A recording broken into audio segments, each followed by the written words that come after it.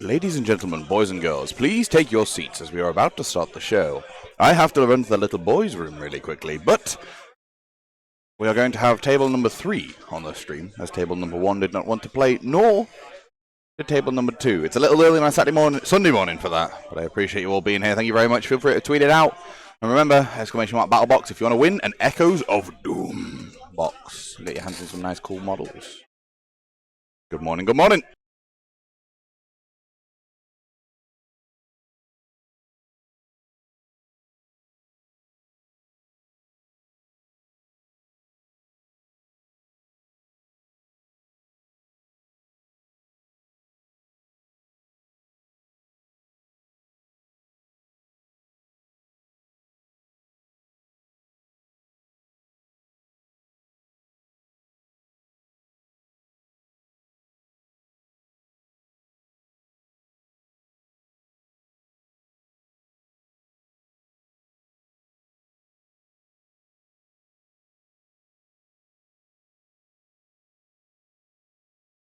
Didn't want to play on stream, Mr. Lamtastic. Didn't want to play on stream.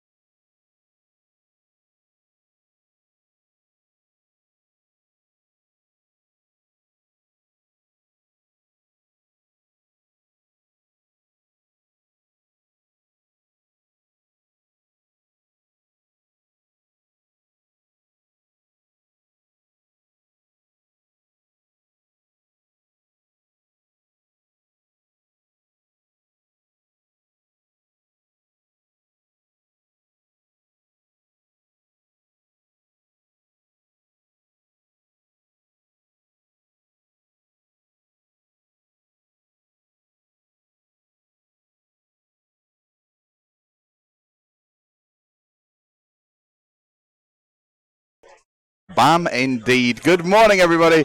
I hope you are doing absolutely wonderfully. My name is Ben, and I'm joined by Moog. Sorry for a little bit of a late start this morning. Not only were there roadworks on the way for us to get here, but also the table 1 that we wanted on stream last night got in this morning and decided, actually, we don't want to be on stream, which is absolutely fine. Everybody who is invited... Sorry, I'm plugging my laptop in.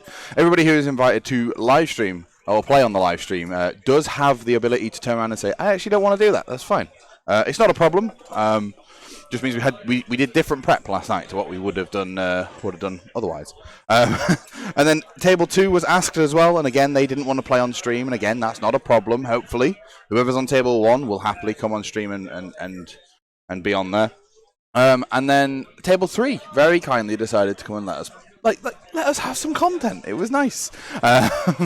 And that's absolutely fine. People are fully at liberty whenever we stream a live event, whenever we do it. We always say to the TO, people need to be made aware that we're going to be there, and if they don't want to be on stream, all they've got to do is say. And what it means is we don't have to sort of we hope people don't feel bad and things like that for not being on stream. But besides that, should we just jump straight into our army list? Strop Drake. What? Strop Drake, mate. Strop Drake. Strop Drake. First up. Oh, this is me. I'm doing the first one. We have got Freddie Leggett. Now, if you have watched any of the Purple Sparkly Unicorns events, you'll know Freddie's name. We've had him on stream before. When he was using the Soul Screen Bridge and a series of Iron Drakes, he has now changed his cities list to be a little bit different. So we're now in Hallowheart. Oh, he's always in Hallowheart, to be fair. But we're in Hallowheart. For a Cities of Sigmar list, we've got a Battle Mage, which has the Warding Brand spell and also Ignite Weapons, which is, I believe, +1 to wound on Ignite Weapons. We've got the General's Adjutant, so he's a city roll, so if he's next to the General, he gets an extra command point at the start of the turn. We've got the Luminarch of Hayush with a white Battle Mage on it, and it has got the Sear Wounds, so that is a healing spell, and Ghost Mist, which is -1 to wound, I believe. No, Ghost Mist is a terrain changing spell. Oh, is that the terrain changing one? I can't remember which one it is. You're thinking of the one from the Night Shade game Mist. yesterday. Shade Mist. There you go. We've got a Black Arc Fleet Master there as well, who's the General. Has Master of Magic, an Arcane Tome, Ignite Weapons, and Warding Brand again. Then we've got a Scourge Runner, a pair of Scourge Runner Chariots, and another three Scourge Runner Chariots. There we go. We've got 6 Demigryph Knights, 6 of Vanguard Paladors, 10 Protectors, and a Soul Screen Bridge, which is pretty darn nice, eh? And obviously, you're in prize sorcery because your Fleet Master, your Battle Mage, and your Luminarch are all wizards in this particular case. So you've got to just keep one of those alive. It's a bit interesting to see things like the Fleet Master and stuff like that. But I imagine it's just because he's a nice, cheap 70-point hero. Nice, cheap 70 points. Simple. Yeah, definitely. And it's a nice general that you can, on a small base, that you can just hide at the back of the board, which is pretty tasty, to be honest with you. And let's go over to number 2. Right, so here we have Joe. He's playing some Idoneth Deepkin, second time we're seeing him this weekend. As opposed to the last list that was Futhwan. We're now having Nautila, so that means that Achillean Leviathan is Battle Line that's in the list. Which also means he can put it in the Hunters of the Heartland Battalion, so no other monsters can, Titanic Duel it, they can't... well, actually, they couldn't do anything else to it anyway, because you can't stomp a monster. Yep. But you can't Titanic Duel it, or Roar it as well. Roar it. That's the big one, right, is Roar. Yeah. So he's got the traditional Achillean King that we saw yesterday, exactly the same. Kind of the linchpin, he's going to go in, he's going to start doing, 7 attacks with each weapon. Well, the difference here is that he hasn't got the Arcane Tome to make him a wizard and give him a flaming weapon. No, he doesn't, but we also have more support characters in this list, so we've got a bit more buffing and a bit more things to enhance the rituals to make it a bit more effective anyway. Yeah. So we've got the Ishrain Soul Render, who has the Rune of the Surging Gloomtide. We've got Lotan, everyone's favourite octopus wielder. And then we've got a unit of 20 Reavers, that is the Bow Thralls. Yep. And then 2 units of 10 Thralls, the Leviathan that we mentioned before, with the Reverberating Carapace, which I believe increases the range on its abilities of giving cover. Correct, yeah. 18 instead of 15, I think, or something. 2 Achillean Alapexes. They should have taken the nets, but obviously haven't. Don't you start with those nets. And then we've got three, I guess, aquatic birds. Maybe they're penguins or something. Aetherwings. Yeah. Maybe they're penguins. I don't know what these Idoneth Deepkin have done to get these birds underwater, but they've come along for the ride. Yeah. They'll have done something maniacal. It's birds, obviously. I'm trying to find where my mouse is. Oh, it's here. Brilliant. So they're the 2 army lists. Obviously, they are the same. It is the same matchup in terms of books as we had game 1, but they are 2 slightly different lists. Yeah, different sub-factions. Yeah, which is kind of cool. We are going to be playing Tectonic Interference today. Now, I absolutely love this mission. It's one of my favourites because it's quite simple to set up. There's 3 objectives in the centre. Territories are half the board, which means things like Savage Spearhead are nice and simple. Simultaneously, at the start of each turn, before you decide who has priority, you roll to see which objective is the prime objective. That is worth 2 points, or the alpha, sorry. That is worth 2 points. Each of the secondaries is worth 1 point. So there is a total of 4 VPs available here for holding objectives on the battlefield, and then there's another 2 for the battle tactic if you want to make a nice, solid 6 points. Pretty simple, pretty easy. And then obviously the 3 standard for the grand strategies. Yeah. Another thing worth saying is the objectives are not prime in this. No, they are all prime. They're all prime. Yeah, they're all prime. they're all so you prime. can't burn them. So it's maybe a little bit easier to choose what turn you want in turn 3. Yeah, the objectives in this battle are prime objectives. So you won't be able to remove one. So turn 3 choice now just comes down to, do I want to double turn? Do I want to give my opponent the double turn? How does this all sort of work out? And things like that. All right, shall we go straight to the top down? The players Let's go deployed. straight to the swap down. Is that what I said?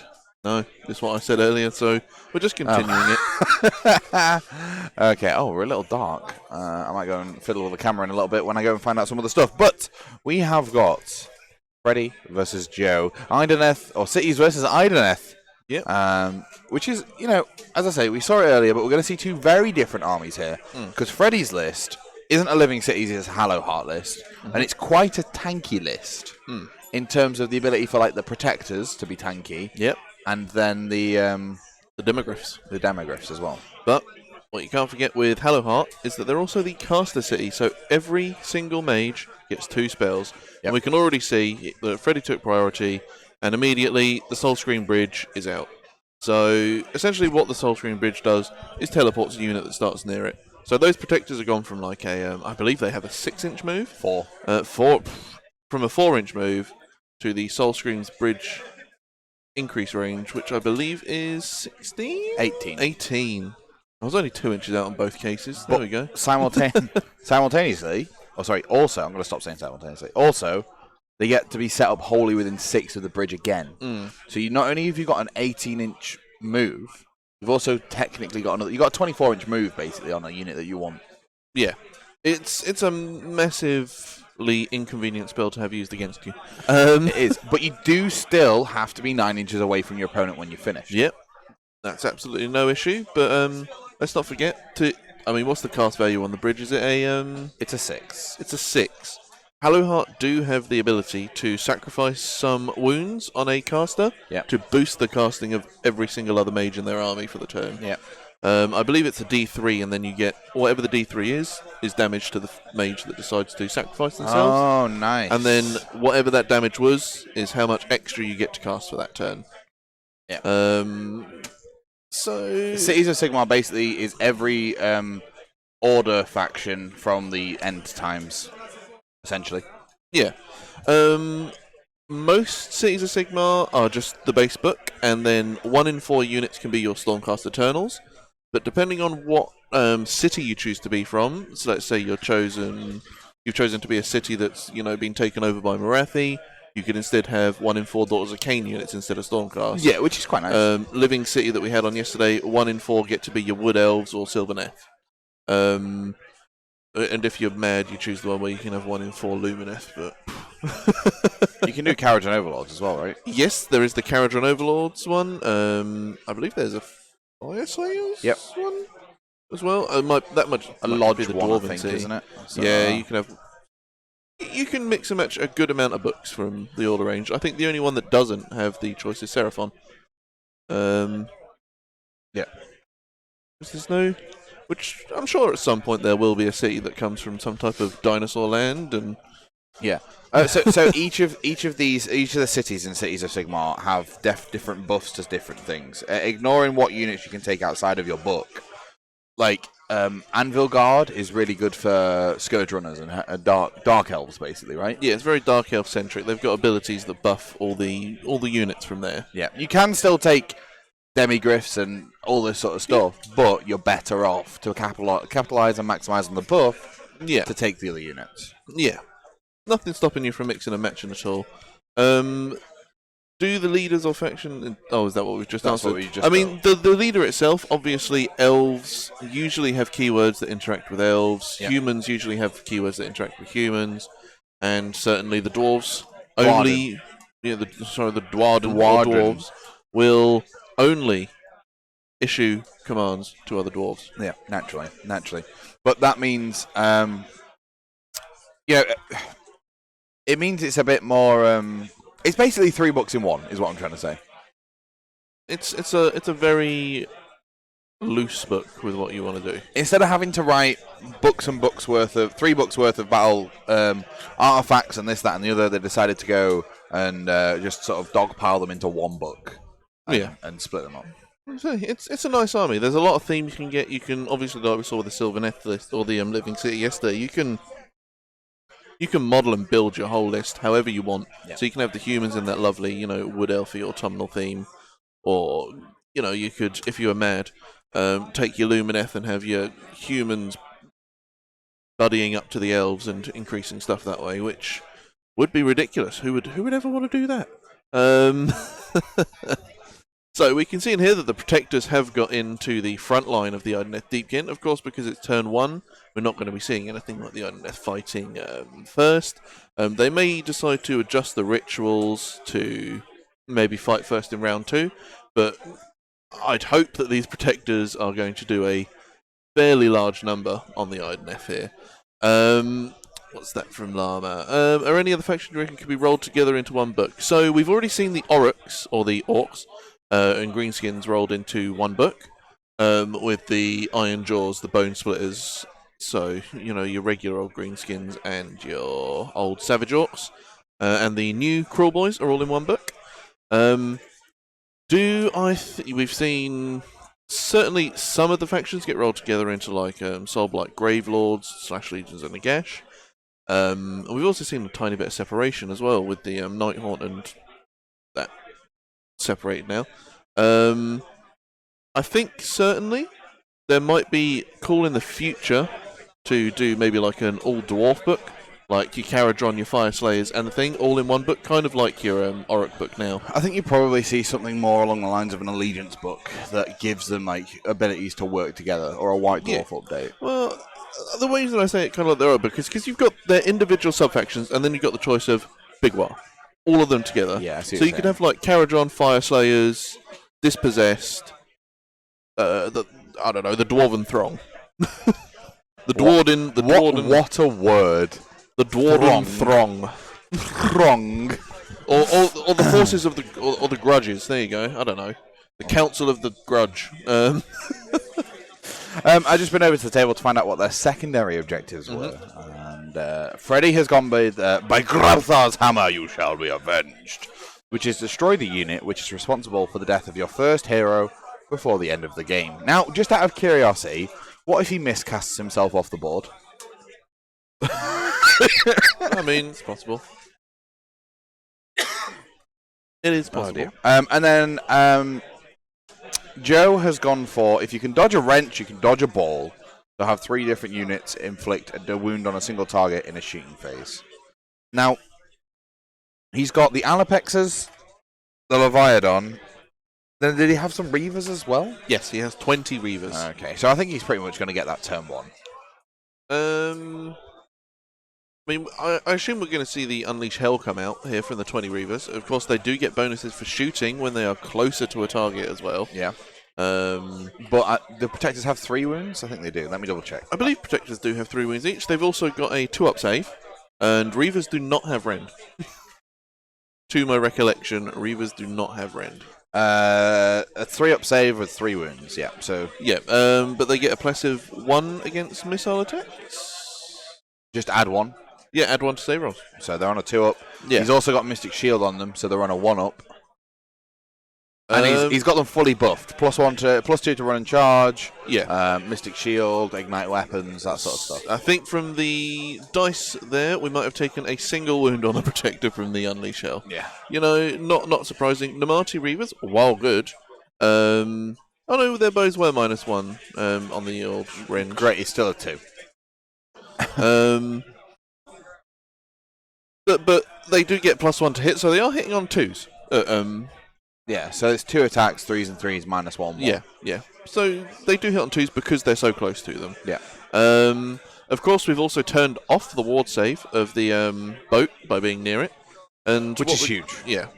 And what we're going to see now is the 50 attacks going into the front unit of the. I don't know if we've met. I think we've tagged in Thralls there. I'm just going to double check. I don't know if we're quite on the Reavers. Just going to brighten up the top-down camera a little bit. Okie dokie. But yeah, it looks. I mean, the Protectors do have a 3-inch range on their glaives, so they will certainly get into those Reavers if they want to. It's going to be a case of how the attacks are split. It looks like we're probably going to be about half and half into that unit. They do have 5 attacks, hitting on 3s and 3s minus 2/1.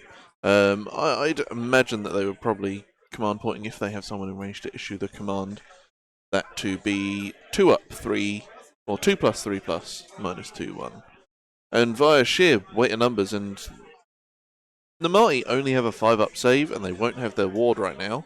But actually, depending where the with the Leviathan, they may well have their cover save, so they might get a 6 up save here. And to answer your earlier question, Llama, the Hordes of Chaos, each independent god can take mortal units, and they can then bring in Warriors of Chaos or Beasts of Chaos. They can have demons in the mix as well, so per book, but you're not getting things like your Nurgle with Slanesh, all that easily now. They can take a little bit of points as allies, but not much. But certainly with Monogod, you can do the Beasts, you can do the Chaos Warriors, and you can do the demons all in one army. Obviously, you get more bonuses for going, just one of them. Right, apologies. I just wanted to have a look at what Freddy was actually doing on the battlefield as well. He is within range of that ship. Yeah, oh, absolutely. So he's turned off the ward, but the Leviathan save will still be active. Yep. He has tagged in the thralls on the top side of the screen. Yep. But not the ones on the bottom, I don't think. Yep. And he's just... I think what he's done with the Protectors is he's got them on a +1, well, 1+ save, and he's also got them on a minimum, the 4-up mortal wound return? Oh, we got the 4-up mortal wound return. Yeah, on one of the spells, I think, that does that as well. Lovely. So, he's Warding Brand, that's it. Yes. Does that. So every time he takes damage on a 4-up, he can do a mortal wound back. Yeah. I mean, I assume that most of this unit will be going into Reavers, because you want to take that unit of Reavers down ASAP. They are getting buffed by Lotan as well, I forgot, because they are Namati. So I believe they were getting +1 to wound as well. But with their 3-inch range, I would certainly have piled a good amount of that into the Namati, because they won't be getting much in the way of saves. Also, one of the big things is if you can tie them up so they can't move where they want to freely. I mean, he's already done that by putting this massive roadblock down just here. He's really made, Joe has to go round at this point, and that's quite important for this battle plan, because that is the prime objective this turn. Yeah. So if you have to go round that unit, it's going to just add to your movement. You're going to need to maybe make some run rolls, but if you're in combat, you can't run and retreat. There's loads of different things there. Yeah. And we can see that setting up for the next turn, he's parked a single Scourge Runner chariot on each objective. Yeah. Just touching the very rim of it. Obviously, they only count as 2.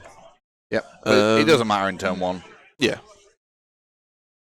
But thinking ahead for turns, if those Thralls don't manage to get into range, he's already set himself up to hold all the objectives, no matter what the priority anyway. Yeah, which is really good. And it doesn't matter which one the prime one is, it doesn't matter who goes first there. It's genuinely... Freddy is really, really good with this cities list. He's played it through and through. You've seen him played it before. You've played against him. I have played against it before and got absolutely... There was grudges earned that day with the dwarves. But the difference is... It's all well and good playing a game, right, and being beaten by a book, right? If you are playing against an army that is substantially better than every other army on the battlefield, and you are beaten by the book, not the player, that feels bad. However, Freddy is really good with quite an old book, and let's be honest, not a phenomenal book. I still think Cities has a lot of play, so... It's an old book, but I don't think it's a particularly bad book. Obviously, there's a whole lot of units, and quite a lot of it does, factor into what allies can I pinch from other factions. Yeah. You'll often see like the Celestin Prime. You might see things like the dragons that have certainly been in a lot of Living Cities armies. The Fulminators. Yeah. Yeah. Oh, we're seeing quite a few Protectors being removed, which is a surprise. I guess the Thralls did get in there, so because the Protectors are 3 wounds, the Thralls do an extra point of damage against them. Yeah, which is the downside here, isn't it, really? Especially when you've not got any when you've not got any mortal wound save on them, I don't believe. Yeah. I'm wondering if maybe he hasn't quite done the damage he's hoped for here. It doesn't look like the unit of Reavers is all that much worse off here. Yeah, but what Freddy's done here is he's put a really buffed unit right into the center of the battlefield and gone, you're going to have to deal with this. Oh, yeah. And deal with it they will, I feel. Oh, he did drag this unit in. Only just, but not by much. Yeah. So we took out, 3 Reavers on the top... Oh, well, 3 Thralls on the top side and a few of the Reavers. Problem is, if these do get taken out, because I don't think they're in range for... In fact, they've got a champion in the unit, so never mind. They can stop themselves being battle-shocked off the board.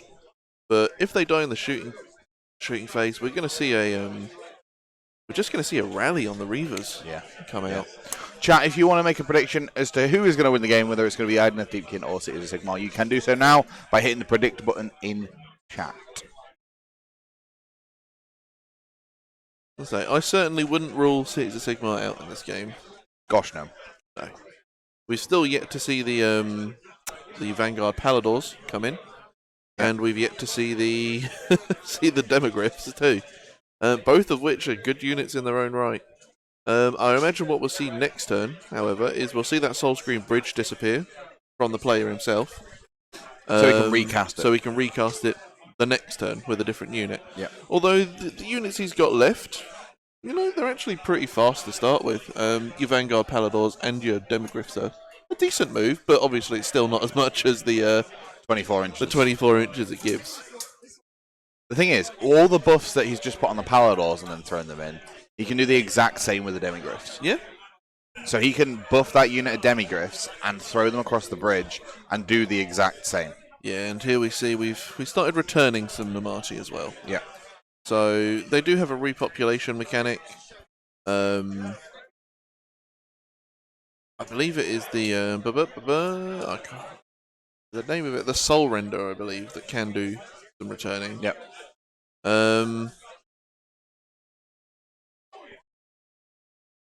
So I don't know if there's a specific ritual for Idoneth that oh, that's a great point. I should well. probably have asked what the ritual was, shouldn't I?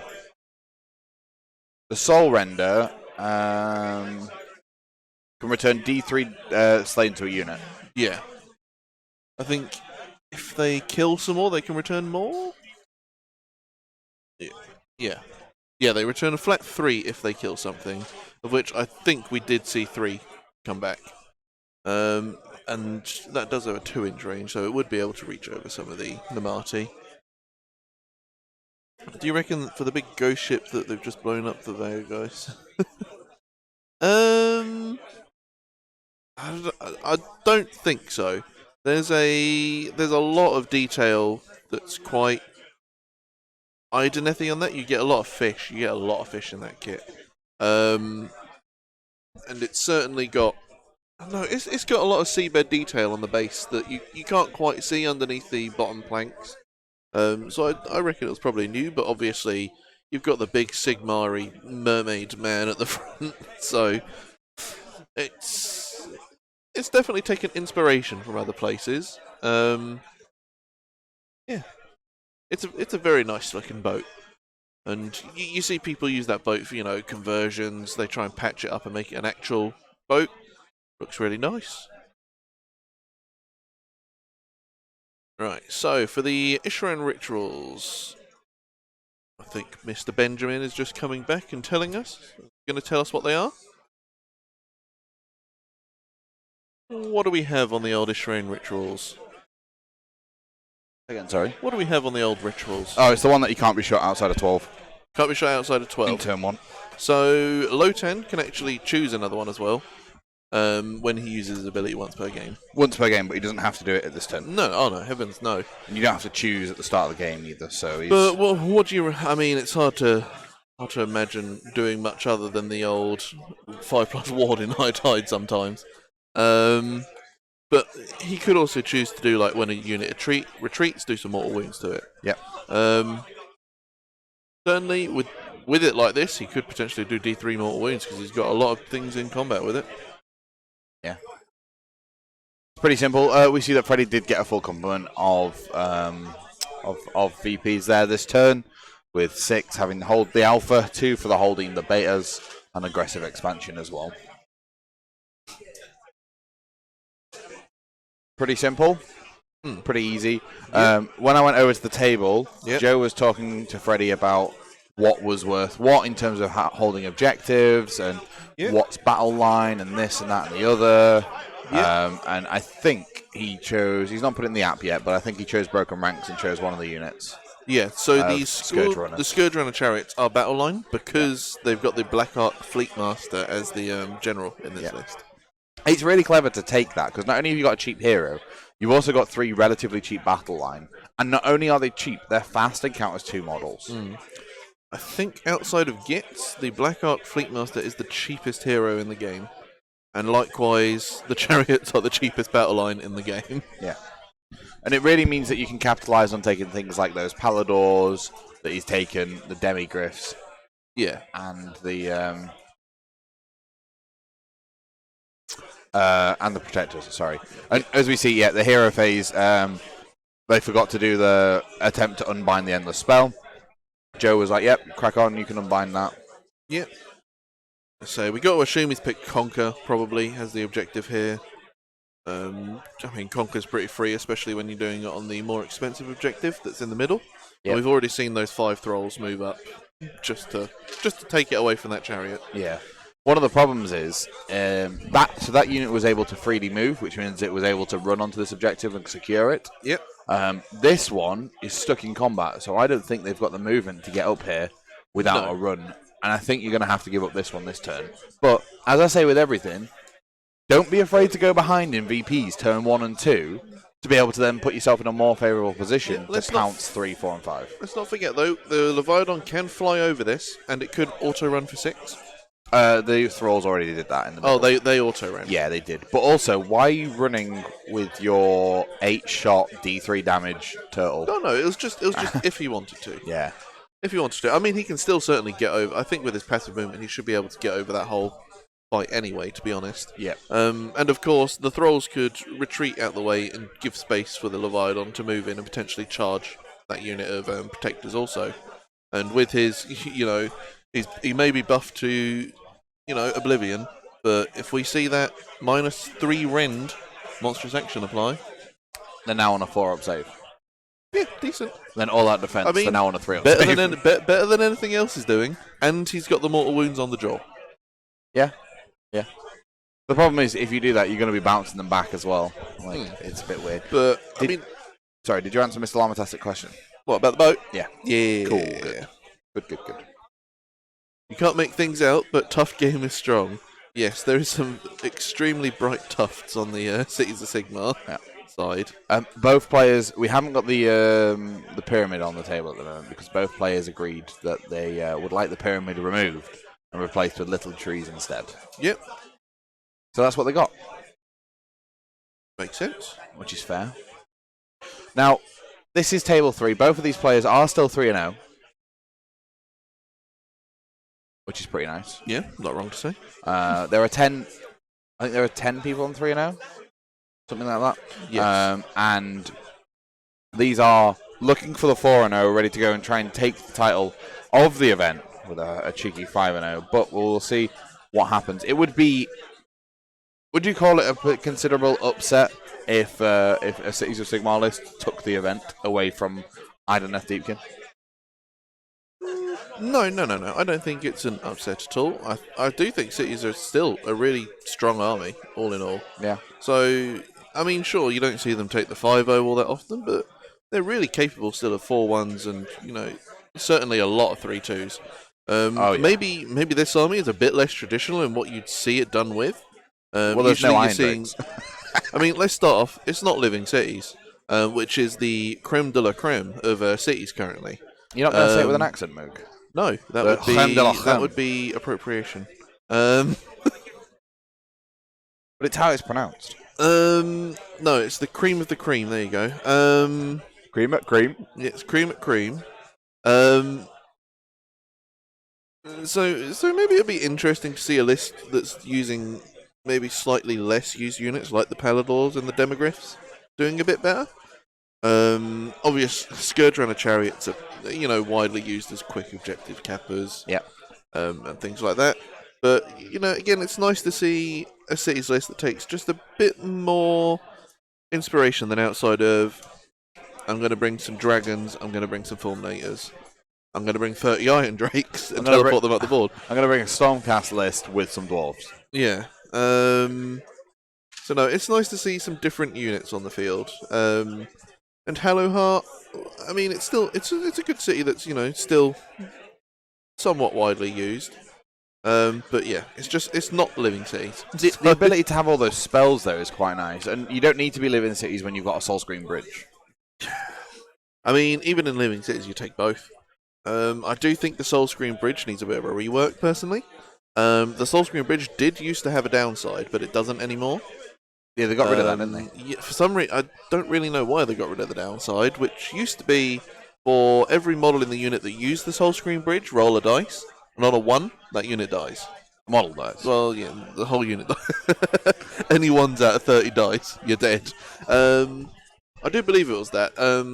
And if, you rolled a 1, one model would die. I think in its current iteration, with a cast value of only 6 and giving a 24-inch move, it is far too strong. Yeah. How many points is it? I think it's about 70 points? 70 points, yeah. And you see it used in a lot of different armies, but mainly things like your cities is the main one because it combos so well with 30 Iron Drakes. I mean, it combos so well with many things that cities have, which is slow-moving blobs. But the other thing you see in is Legion of the First Prince, where they just teleport 30 pink horrors up the board, turn 1, and bog you down for the rest of the game. Yeah. I mean, at least with Cities of Sigmar, as opposed to Legion of the First Prince, you can counter it a bit because you can always try and roll your deny rolls. Whereas in Legion of the First Prince, if you've got the blue scribes, it's just automatically cast on a 2-up. Because blue scribes. Yeah, that's. You can always roll that 1 though. I mean, a 16% chance versus, You can't perils on that either, can you? You cannot perils, and if you get that 2-up, it can't be unbound. So it's extremely safe.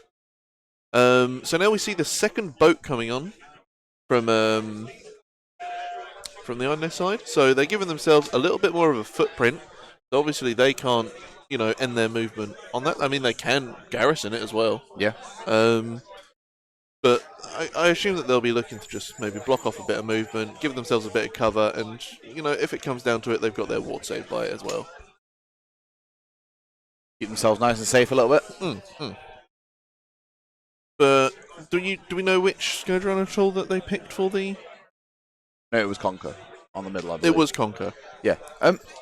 Did Lotan summon a ship, whilst I was doing other things? A second ship has been summoned. They could summon ships? Yep. Yes, you can. You can summon a second boat. How? I can't remember the particulars right now, thank you. Control F Gloomtide. So let me just Control F the book. Yeah. Oh no, it's the Rune of the Surging Gloom. Yes, it's the artifact that is on the Tidecaster. Set up a boat. Wow. Is that good? Do we think? I certainly don't think that. I certainly don't think it's bad. I mean, as we said, you can garrison it. You can start moving up the table, put your units in it, get the +1 to save and -1 to hit. Yeah. When you've garrisoned it, as we said as well, it blocks movement, so you can't finish your turn on top of it unless you garrison it. Yeah.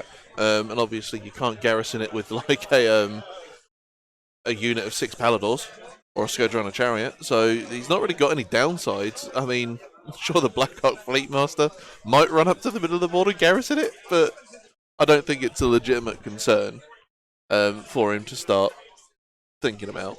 Whereas he can only benefit from it. So it's certainly not hurting, and it's free. Against certain armies, sure, it might have more effect than others. Yeah. What? I'm trying to think. How long will it take to go through those protectors? Oh my word! Holy smokes! Sorry, we've just seen the. I believe that was the Viadon just go and blow up that Scourge Runner chariot. Yeah, Scourge Runner chariots, whilst fast and cheap, you get what you pay for in terms of wounds and save. Let's have a look. So, have a look at the Scourge Runner. A Scourge Runner chariot, nice and fast, 12-inch move. Yep. 6 wounds, 5 up save. Okay, I mean 6 wounds is pretty nice. Yeah. They do have a decent slew of range attacks, to be fair. Yeah. They've got 2 attacks with the Harpoon at 3s and 3s minus 1 D3. Any 6s are D3 mortals instead. And then you've got the crossbows, 4 attacks and 5s and 4s. Nothing to write home about. Yeah. But for 80 points, decent. It did its job. It went and got the objective turn 1. It was never going to survive against the surprisingly effective shooting of 1 elf on a shark or an elf on a turtle. Pretty much. Wow. It's Oh, they didn't kill it. Oh, I think he maybe did some saves on it. I don't know. It came back. Is there a difference between chariots drawn by cold ones versus dark steeds? Yes, they're 2 different chariots. One's a Scourge Runner chariot. The other one is a Drakespawn. Drakespawn chariot. Yeah. So the Drakespawn chariot doesn't have the big harpoon on it, but it does impact hits on the charge instead. Yeah. So it does mortal wounds when it charges in. It doesn't get an extra range attack. They're also 10 more points, aren't they? They are a bit more points, and they've got a better save of 1 more. Drakespawn chariots, probably not the best thing in the world. Probably not the best thing. I think Scourge Runner chariots, just because they've got that chance of doing a bit of ranged mortal wounds while they're zipping about the battlefield. Yeah. Yeah, and they don't need to get into combat.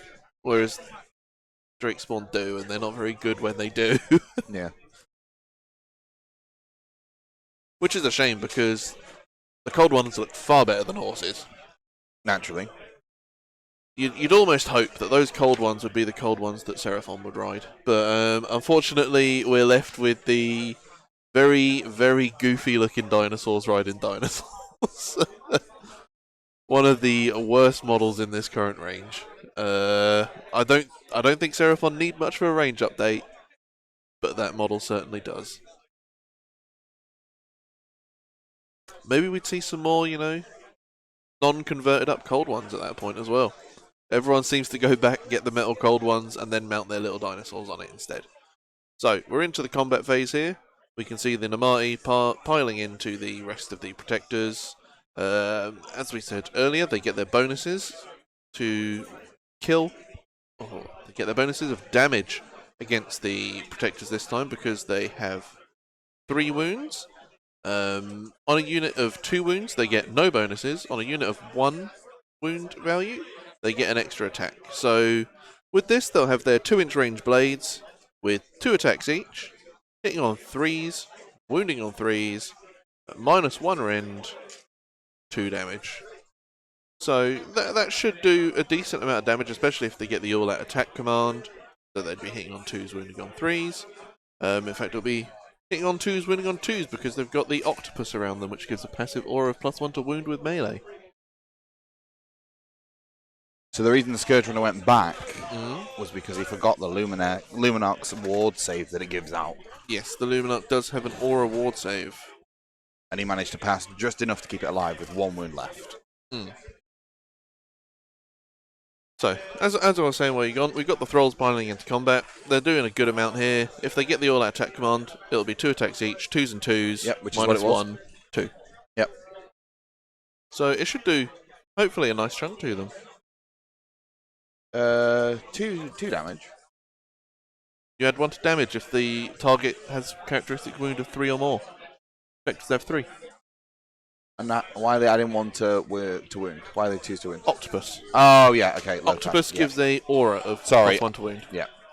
I keep thinking the Tidecaster is Lotan. No, Lotan's the big octopus. No, it's more the fact that on the board, obviously, again, we're like 4 foot away. So. I mean, I'm not saying that Lotan's the best model in the Idoneth range by an absolute mile. But He is. We remove the elf off the base and just keep the sword slinging octopus. And that octopus is deadly. It's got 8 attacks, 3s and 3s, -1/1, I believe. Obviously -2. Sorry, 2s to wound because of how it is. 3s and 4s, sorry, -1/1. I mean, let's just bring him up. So you got Lotan, the elf. He's wielding a quill. 1 attack at 3s and 4s. My G. Get rid of him. We get onto the real part. We get the octopus. 3-inch range on those tentacles. That is longer than most spears in this game. Oh, yeah. 8 attacks at 3s and 3s because he is a companion, so won't get that. 3s and 4s, -1 damage, but he's an octopus. What don't you love about him? He wields a mace and he wields a sword. Take it. We're looking at the damage that's been done there. I think we've taken away 2 more protectors and put 1 on a couple of wounds. Yep. And in return, the protectors have swung into those reavers, leaving a measly 7. Yeah, but you are still holding those protectors up. And if Joe gets the next turn, he's in a position to do, like, I don't know, monstrous... bring it down, and then he can do that with Leviathan on that 1-wound Scourge Chariot there. Yep. He can claim all 3 objectives relatively easy, as long as he stays out the range of 9 inches. You mean broken ranks on the Scourge Runner, not bring it down? Yeah, that's right. Yeah. And then he can just move up to the battlefield, plink a couple of things off here and there. I don't know whether you probably just take aggressive expansion yourself and then try and get rid of that Luminarch, for example, because that ward save has literally saved a chariot this turn. I think we've seen a bit of Battle Shock on... No, it can't have been Battle Shock. No, Stormcast actually don't have that great Battle Shock. No, they're only Bravery 7. Or that would have been the Reavers fighting. The Reavers fighting and piling. Yeah, probably. So we're down to 3 protectors. And let's not forget that the Soul Render will be bringing back some Namati at the end of this phase as well. Yep. He hasn't killed anything, so it'll be D3. But D3 is better than D none. Correct, yeah, definitely. That is how the game works and how math works. In a very small section of time there, Moog. Well, not in every occasion, but we should be good. So he's bringing it back on the unit of Thralls in the middle. Yeah, I mean, it puts them down there. You can keep yourself nice and sturdy. I would bank on... He's not doing it on the Reavers right now, because as soon as those protectors are dead, he's going to try and rally them instead. Yeah. And for those that don't know what rally is, it's see the amount of models that have been slain in that unit and roll a dice for each one. On a 6, you would return 1 model to the unit. Some armies do have modifiers to this. Like Oryx can do it on a 4-up if they've got Ard Boys. But then we'll see who's going to win the priority into turn 2. I'm just going to remind them to update that up. I'll be 2 seconds. Let's say. So, what do we go for? It would be really big for Idoneth to get this turn 2 and double turn them, just so they can clear out that block of protectors. Just seeing what objective is worth more this turn, and the one that they've moved the token to is now worth 2 points instead of 1. The middle one is now only worth 1. So... Obviously, at this point in time, the Cities of Sigmar does hold this, and if they manage to get the priority into turn 2, they would automatically score all those bonus points.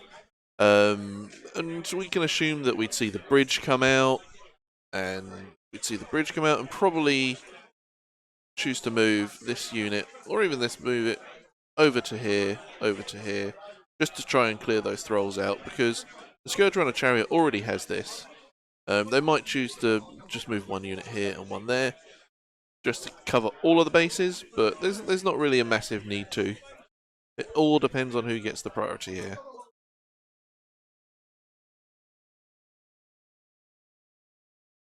So it did look like the Idoneth Deepkin did get the priority and have double turned them. So what do we see here? We see probably the sharks start to move up onto this, or we could see the Tidecaster move up into the boat and garrison it. Joe's trying to decide if he even wants the turn. Okay.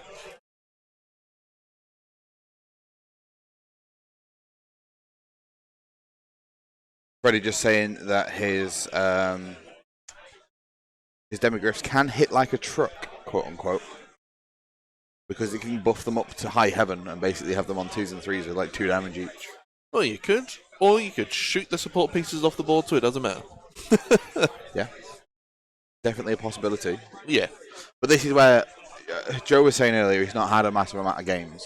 So he doesn't know what's going on half the time. He's just here having a good time playing with his fish. I think, let's not forget here, that next turn is the big turn for Idoneth. Because fight first always fighting first.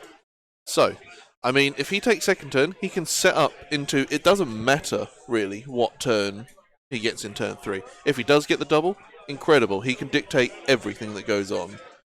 If he, if Cities takes first turn or second turn in turn 3, you're not. You can dictate. You don't want to be into those Idoneth Deepkin because you know you're going to take a hammer in before anything even happens.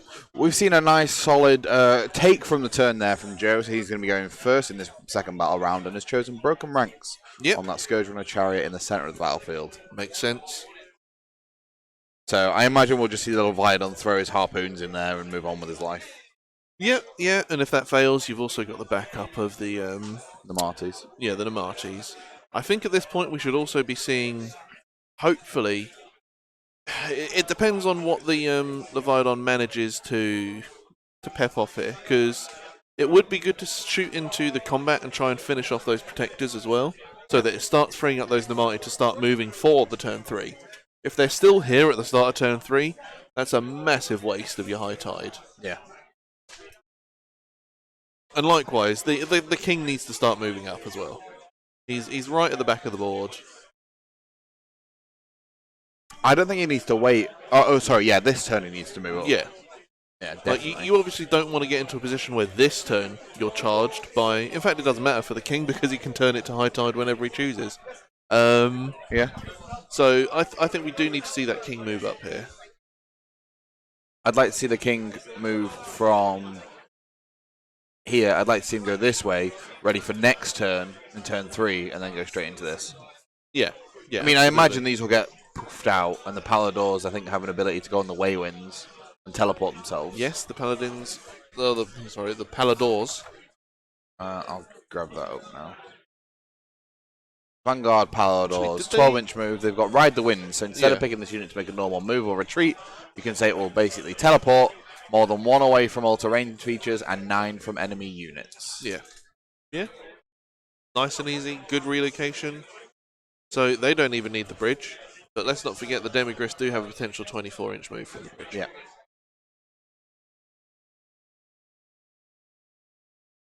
I think at this point it is time to start trying to maybe pepper a little bit of damage into that. I don't know, you're not going to finish off that Luminarch, really, are you? No, and the thing is, the Demigriffs aren't buffed at the moment, so they've not got, like, Mystic Shield, they'll only have all that defense, so you might be able to take a couple of those down. Yeah, taking some of those out would be advantageous before it does, but then they're just going to buff up the Paladors instead. Yeah. And then teleport across the board, and then charge, potentially. 9-inch charge.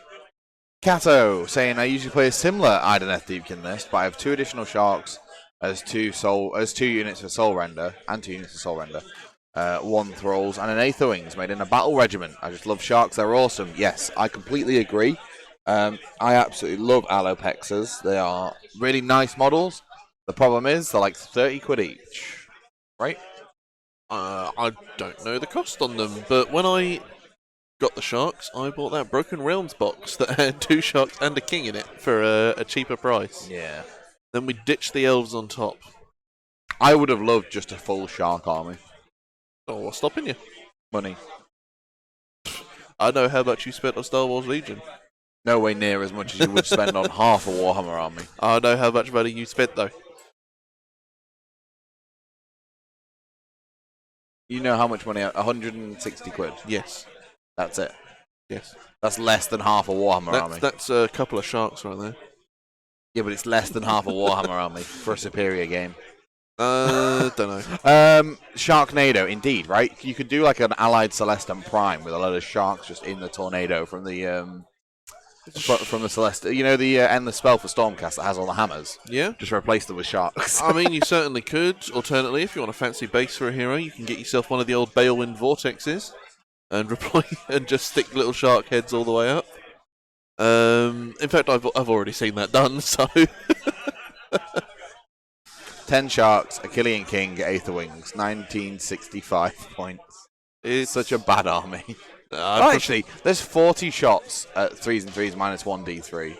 I'd prefer the 3 turtles. It's pretty good. 3 turtles isn't great though. Yeah, but it's a bold statement, isn't it? 3 big turtles. Yeah. I think the thing is, I think you need a turtle in the army because it just gives you that +1 save. Oh yeah. You're seeing a turtle in most lists at this point, unless you're going ridiculously thrall heavy. I'm hugely surprised actually. You know the Leviathan that we didn't see it have the ability to like transport a hero on its howdah. I'm really surprised that we didn't see that because it's big enough, right? It's big enough, but what are they going to hit from the top of that, you know? Well, they're not. But the point is that you could put like Lotan in it or something and give that mobile +1 to wound aura. I think it's a slippery slope. We don't want to start playing with garrison rules too much. I mean, the only army that widely uses it is Caradron at the moment. Yeah. And that's, I mean, there is no debating. The boats are transports. Is a turtle a transport? Well, no, the turtle isn't, but the howdah on top is. It's already full. Look at all their bells on top. There's only 3. There's 4 elves on top of that. There's 3. There's 3 elves in the howdah and 1, who's just riding the turtle. Yeah, but there's still only 3 elves in the howdah. It's fine. Right. So we have seen the thralls move forward. We've seen the Achillean King come forward as well next to the Leviathan, and we're seeing a Gudrunner chariot just removed from the board. I don't know. Was it definitely the one in the middle that was picked as the battle line choice? I don't know what's just happened there actually. Well, I was talking to you and wasn't listening to them. I mean, it certainly looks like the sharks have shot into the one on the right and removed it. I believe the the Leviathan has shot the one on the left and removed it, and we're left with this one chariot on 1 wound down here. I don't know if there was maybe a split of fire. Oh, and he tried to maybe just chip off a wound and do more to the other. I mean, he might just try charge in those thralls and finish it off. Certainly, he should if he's got broken ranks and hasn't achieved it by this point. And never mind, there it goes. The players just agreeing just that with the shooting from the Alapex, it was just going to kill it anyway. Yep. So, all those fast-moving, cheap scoring units gone. Yeah, but they did what they needed to do in turn 1. Oh, yeah. And in turn 2, they've actually soaked up an enormous amount of firepower that could have been going into those heroes to chip them down. Yeah. Well, so that is the Soul Render going into combat now with the Protectors. Yeah. I don't know if maybe that was a bit risky. I mean, the Thralls should do enough damage to maybe remove 2 more of these, but he's still got 5 attacks at 3s and 3s. -1. Yeah. I'm surprised we didn't see the Achillean King fly over the top and just go into combat just to kill him. Just get him off, get him done with. Although, let's not forget, his fish gives him a 5-up ward save. Oh, yeah. Yeah. So he does have some decent defense back. And if he does manage to kill a model, he will heal an immediate 3 back to one of these Namata units instead of just the D3. Yeah. So I guess that's what he's hoping for. Maybe take 2 out with the Thralls, and the last one becomes fish bait. Fish bait. He's going to pierce him on his hook and exchange his soul for 3 Namati souls from somewhere. Slanesh. Ooh. Well, no, that's what Idoneth are just the reclaimed bodies of victims of Slanesh, aren't they? No, that's Souls of King. Reclaimed souls. No. Idoneth are the same. Teclis went in and... Elves. Teclis went in. Elves. tried to take them all back. Realised it was a bad idea. And then moved on with his life. Abandoned them. I mean, everyone should abandon elves, but elves.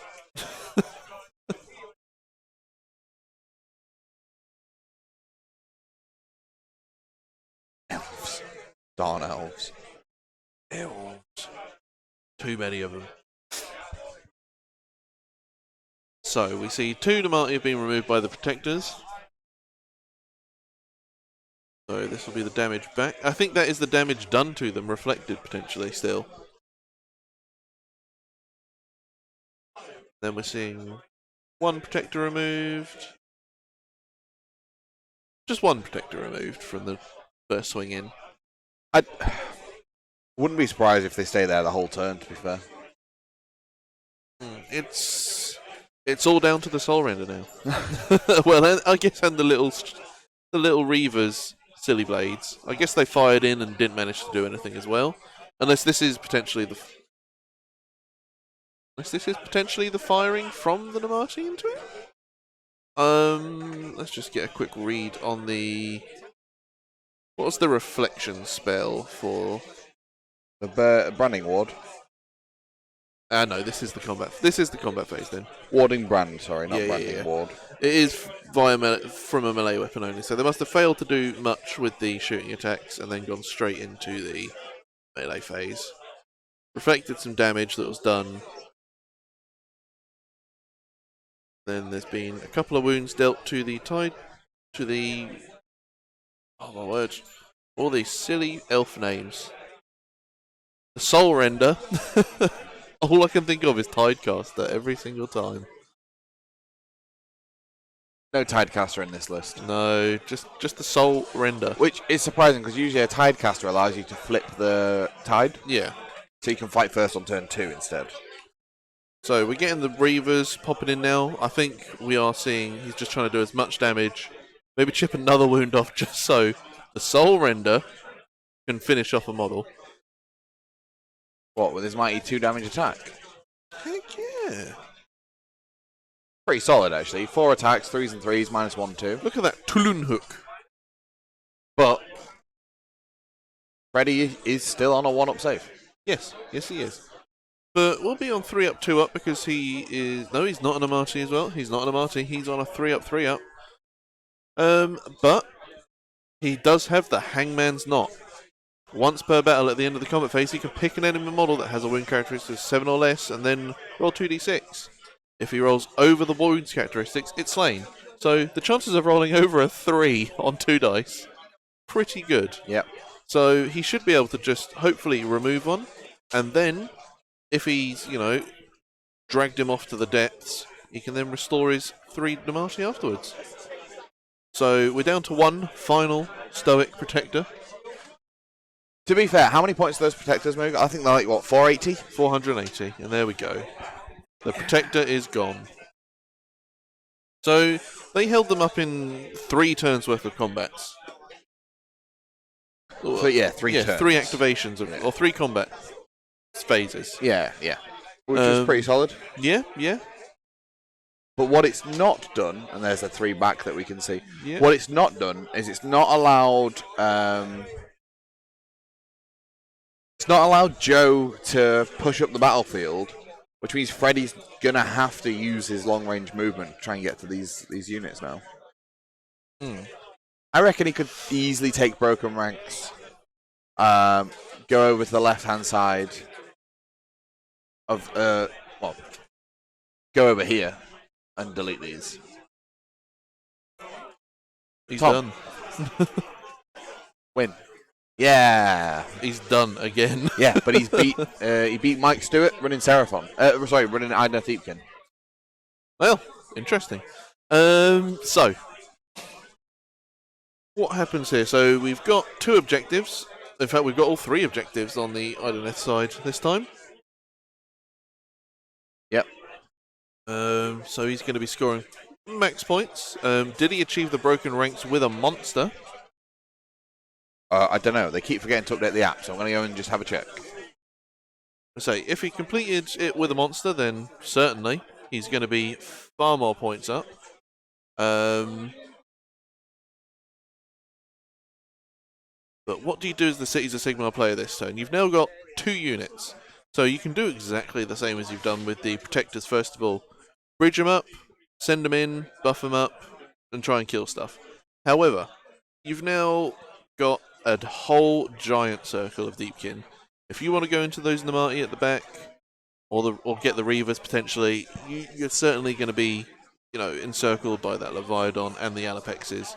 Which one do you try and take out here? Because starting next turn, your combat potential is severely hampered. Sure, maybe that much damage won't come out from the Alapexes into a fully buffed unit of Paladors or Demogryphs. Again, they'll be probably sporting their 1-up save, so even the minus rend of the Alapexes shouldn't be dealing all that much, but it's just something you have to consider, that they're going to be fighting first, and you're definitely going to be taking a good amount of wounds worth of damage before you even get to do anything back.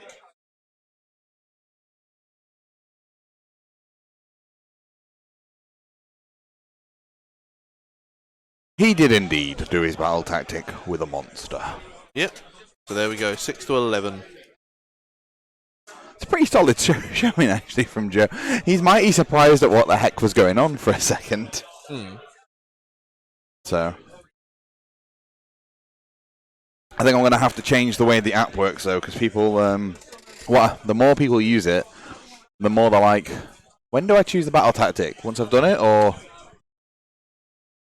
So. There we go. So we've seen Mr. Waller, Tom Waller, now on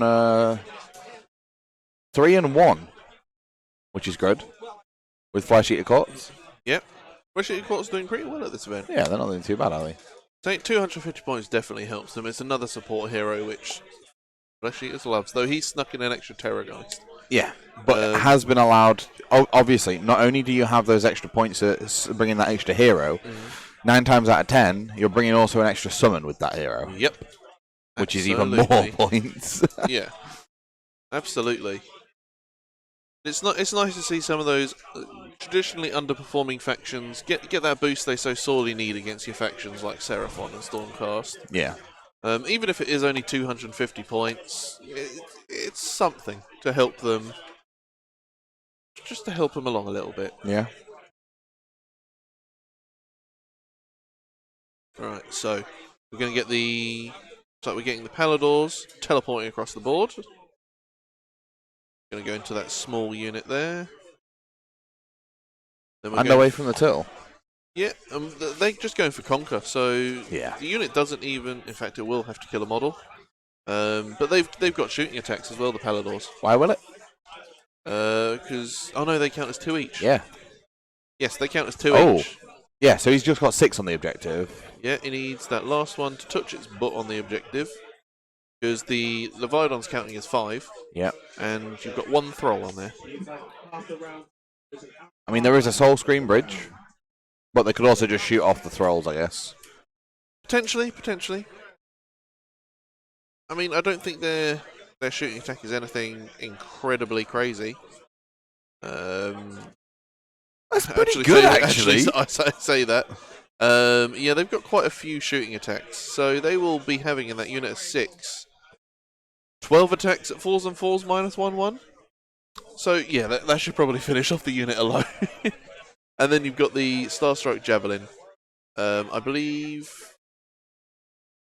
No, they've all got a Starstrike Javelin. Yeah. So 6 attacks at 3s and 3s -1/2 damage.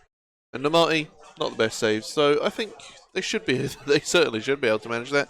And if not, they'll certainly charge in and give it the old Beaky What For. The old ooh. The old Beaky What For ooh.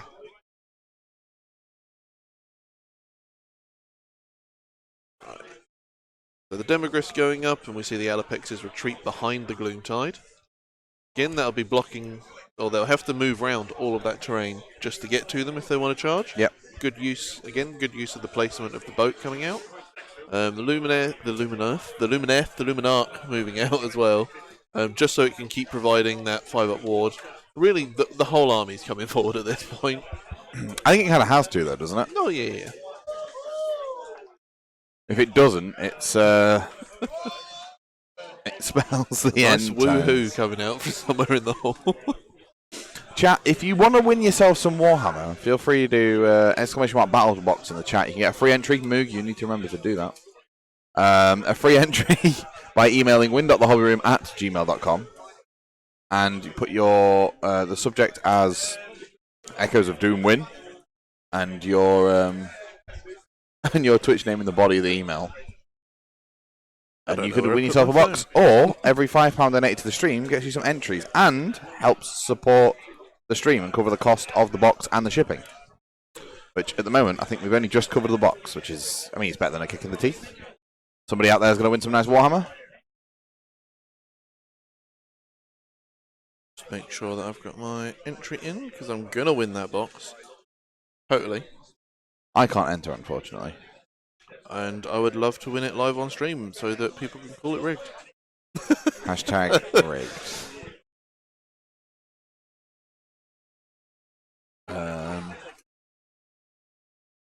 Here's one for you. If you were going to write a Cities of Sigmar list to defeat the Idoneth list, and we see, would it look like something that's on the board, or what would you do differently? Do I have full knowledge of what the Idoneth list is beforehand? No. Mr. Lava, do I have full knowledge of what the Idoneth list is beforehand, or do I have to not cater to it? Because for the most part, you have no idea what you're going to come up against. Nope. Oh, we do. You have full knowledge. Oh, what? That's rigged then. Okay, right. I'm taking the Celestin Prime. Yeah, for a start. What? Am I taking Living Cities? Maybe.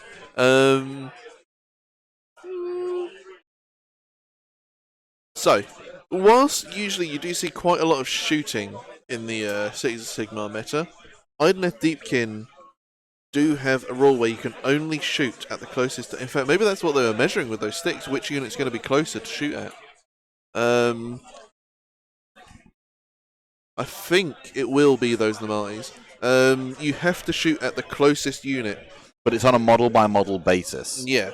Which is even weirder. It's not like a unit by unit, it's model by model. Yeah.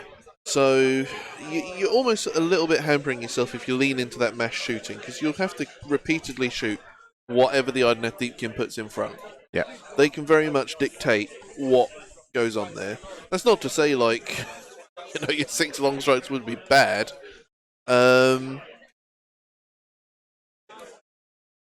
Seeing a little bit of movement on those Paladors now. I think they're just rearranging where they came in Deep Strike.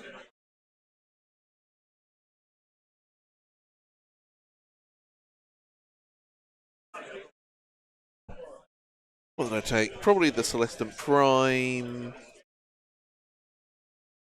I'm not a very good Cities player because my Cities list is is extremely lore. I mean, it's an all Doyard-in list. I'm not a very proficient Cities player. It's not a book that I've really studied. Nothing but chariots, mate. Nothing but chariots. I really don't know. Yeah, I think you're probably going to take the Iron Drakes, right, with a bridge. Yeah. Because even though you do have to shoot the closest unit, whatever you end up shooting will just kill it. It will just, they'll all just die, right? Yeah. Which kind of makes sense. Yeah. I certainly think the list that Freddie took against me last time would be a decent counter. Off the top of my head, it was a couple of units of Sisters of the Thorn, which are the elf riding wizards things, elfy wizard forest things. They get their second spell as well because they're a wizard within this army. He had a Amber Battle Mage on Griffin, which again just goes up the board, does his crazy spell damage, charges a Griffin in, bites stuff, and then flies away because Griffins. And yeah, he had 30 teleporting Iron Drakes across the board. I think that would be pretty good against this army as well. And we've seen the Vanguard Paladors do a tiny bit of shooting damage into those thralls. 2 are removed, and now they're charging into the Leviathan. Or is it a multi-charge? It might well be a multi. I think it's a multi-charge, yeah. So the Paladors have all the buffs on them this time. Yeah. They've got the 4 return. They've got the buffed save. They've got the extra wound. The all-out attack will go on them. There's the potential for them to do quite a lot of damage. Yeah, but let's not forget as well that the Leviathan is a tanky beast. Yeah, 18 wounds with a 2-up save, which degrades. Yeah, he's Hunters of the Heartlands. Not that anything is a monster in this list, so Nope. he'll probably be getting his all-out defense if he wants it. Yep. If he doesn't want to go for that -3 rend potential. That's fair. I think both are a valid choice. Can the Leviathan with its 2-up tank the -1 and -2 rend that it's putting out?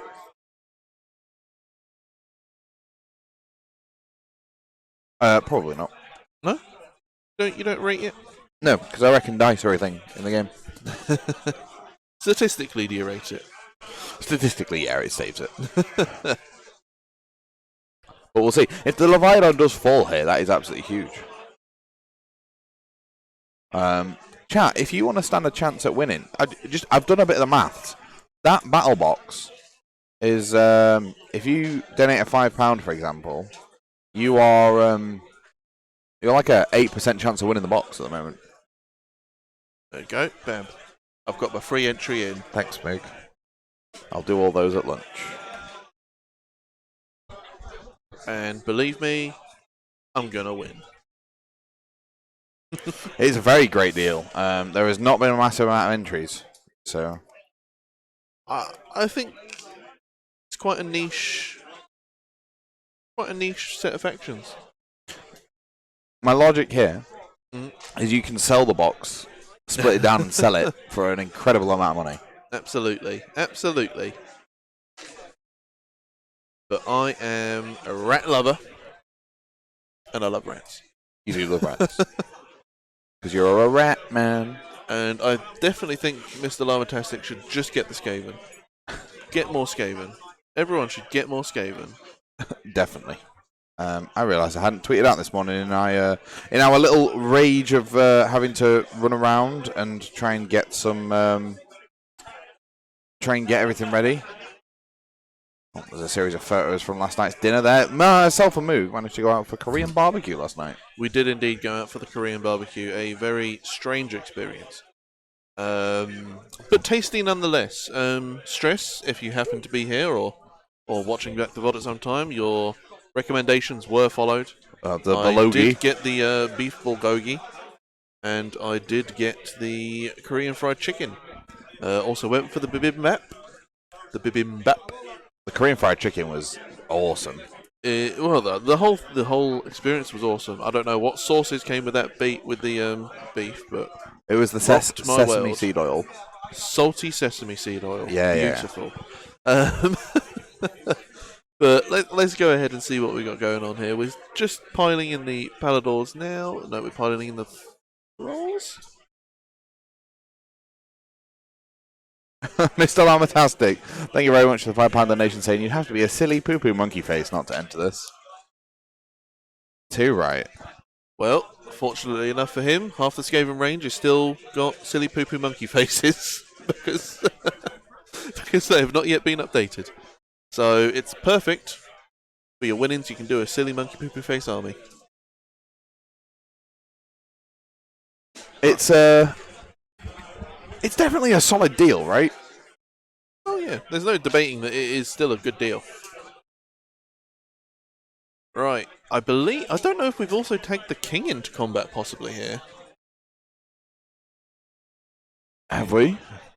I mean, if we look at where the Palador is up here, I think that's within 3 of that king. Yeah. Oh, it's possibly. Different question of if that king has the range or if the terrain is actually blocking him from piling into it. You've got a pole arm. He does have a pole arm. Will 3-inch will he pole at this point potentially? Oh, we've also seen the demigryphs go into the alapexes up top as well. Yeah, I'm just gonna go and have a look to see if they've wounded that turtle at all in shooting.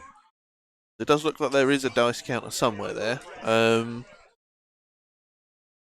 But the Achillean King does have an ability once per game to, as we've said before, the Idoneth on turn 3 can fight all the time. The Achillean King can do it so that he can do it on a different phase, on a different turn that isn't turn 3, once per game. And he can affect D3 units with that. So I think it would be prudent to probably pop it here so that he can do a bit of damage 2 turns in a row before the Paladors can really do anything to him. Just because the King can pump out a lot of damage, as can the Alapex, especially if he does do the -3 rend on the fins.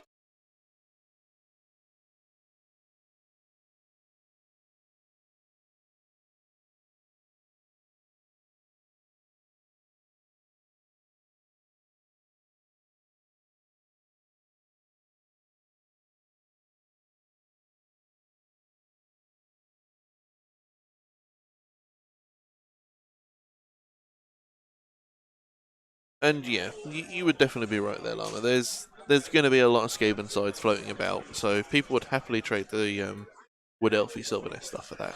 Oh my word. So there's 10 wounds done to the turtle, 10. 2 wounds done to the king, who is in base contact with the Palador. Yeah. The Alapex has just got lifted off the battlefield by the Demigryph Knights that are fully buffed. Yes, they did. Like, just lifted, straight up, no questions. His first set of attacks, he did 10 damage. Yeah. And then he did 4 mortal wounds with the next lot. Mm-hmm. Until he just lifted them up. Because there was like, how many more attacks you got? I've got another profile. Well, there's no point in me doing it. So, yeah, they're off the board. Did the King pop his fight first? He did not.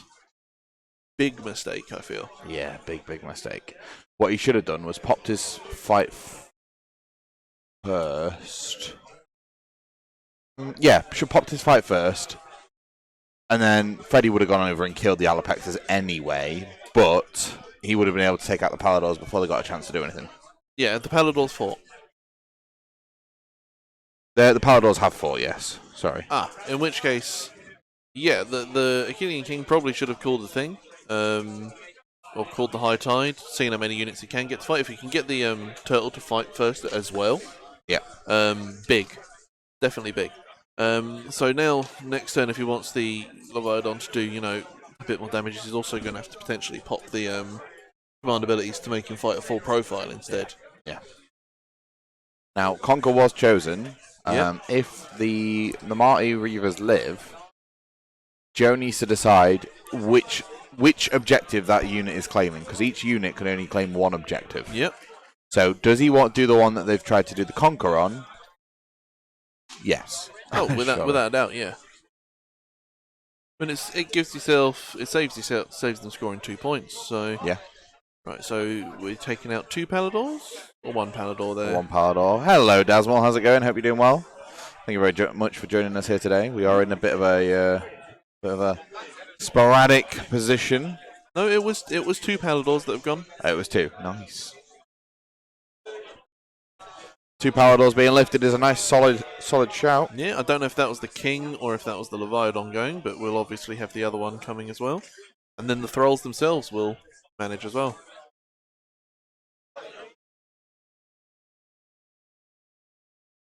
Fight first from the King is at the end of the Deepkin charge phase, not the opponent's. It's the start of any charge phase, isn't it? At the end of any charge phase.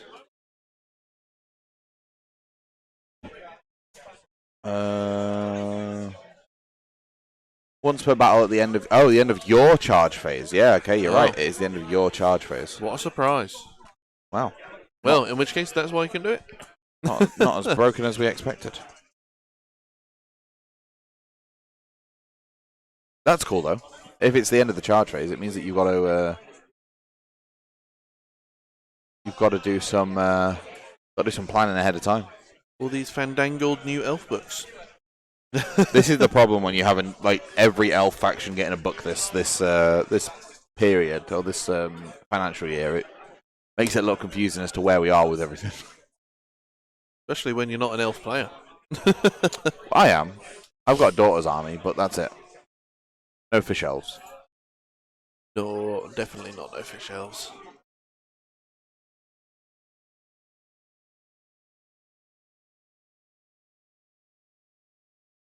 I'm just going to hit us back to the top down, Jimbo. I'm sorry. They just did Battle Shock on the Reavers there in the center of the battlefield. The Thralls or the Reavers? The ones on the right, whatever they are. of the Paladors, Okay, the thralls. the Thralls.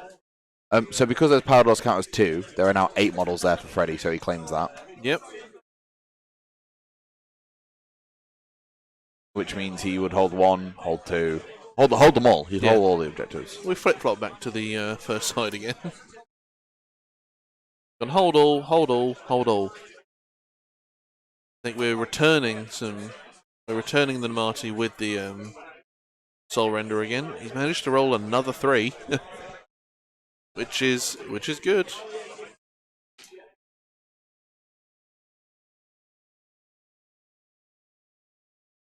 All right, I'll be right back. Struggling with that app again. If Freddy gets a double turn, what does he do here, Moog? If Freddy gets a double turn, he just continues his assault, rebuffs the Demigryphs. We rebuff the Demigryphs, we charge them around here, or even potentially round here. Although, bearing in mind, it is turn 3, so everything that you charge into will be fighting first. And those Namati will be doing extra damage against whatever you throw into them. If the Vanguard Paladors can't be buffed this turn, I'd imagine that they die to these 3 units. So it really is figuring out where the new objective drops, and what do you swing this into? Do you go around into the back of the Reavers? Because even if they fight first, it doesn't really matter. And it looks like we have got the Caesar Sigmar getting the priority and going first here. So, as we said, this is where Idoneth Deepkin do turn a bit more online. So they will be fighting first with everything. It will be prudent to see if we do get all of the buffs off onto that unit of Demigryphs again. If they miscast anything, then that's potentially going to be a bit of a sad downfall, especially on this turn. Apparently, Freddy doesn't hold any beta objectives because the respawn from the Tidecaster over on the left-hand side managed to put just enough models in Joe's favour. Yep. And also, the one in the centre, the Luminarch, isn't actually on the objective. It couldn't get there. Okay, it looked like it was clipping, but... yeah, but so they measured it. It's not actually the yellow line. It's inside the yellow line. Okay. Which is where the 6 inches is. So he didn't get either. How did he not get the because it's the King's base. The King's base isn't touching the objective. You've only got the Leviathan and the 2 Thralls on it. You have got 1, 2, 3, 4 Paladors, which is 8 models. I think the Tidecaster's in there. Is he? I'm just gonna go check to double make sure. I'm not gonna say anything because this is the thing that this is the position of the battle they believe it is. So I'm just gonna be right back.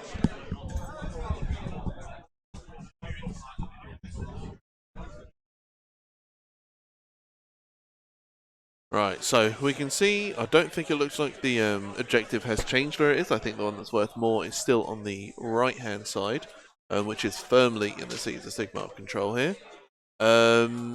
So we're starting to get those buffs coming out. You can see by the wooden tokens being placed next to the Demigryphs. It's extremely likely that everything is going to come out here. It looks like we've probably taken some damage on the Luminarch just to get the extra cast bonuses out across the army. There's the 3rd buff on the unit.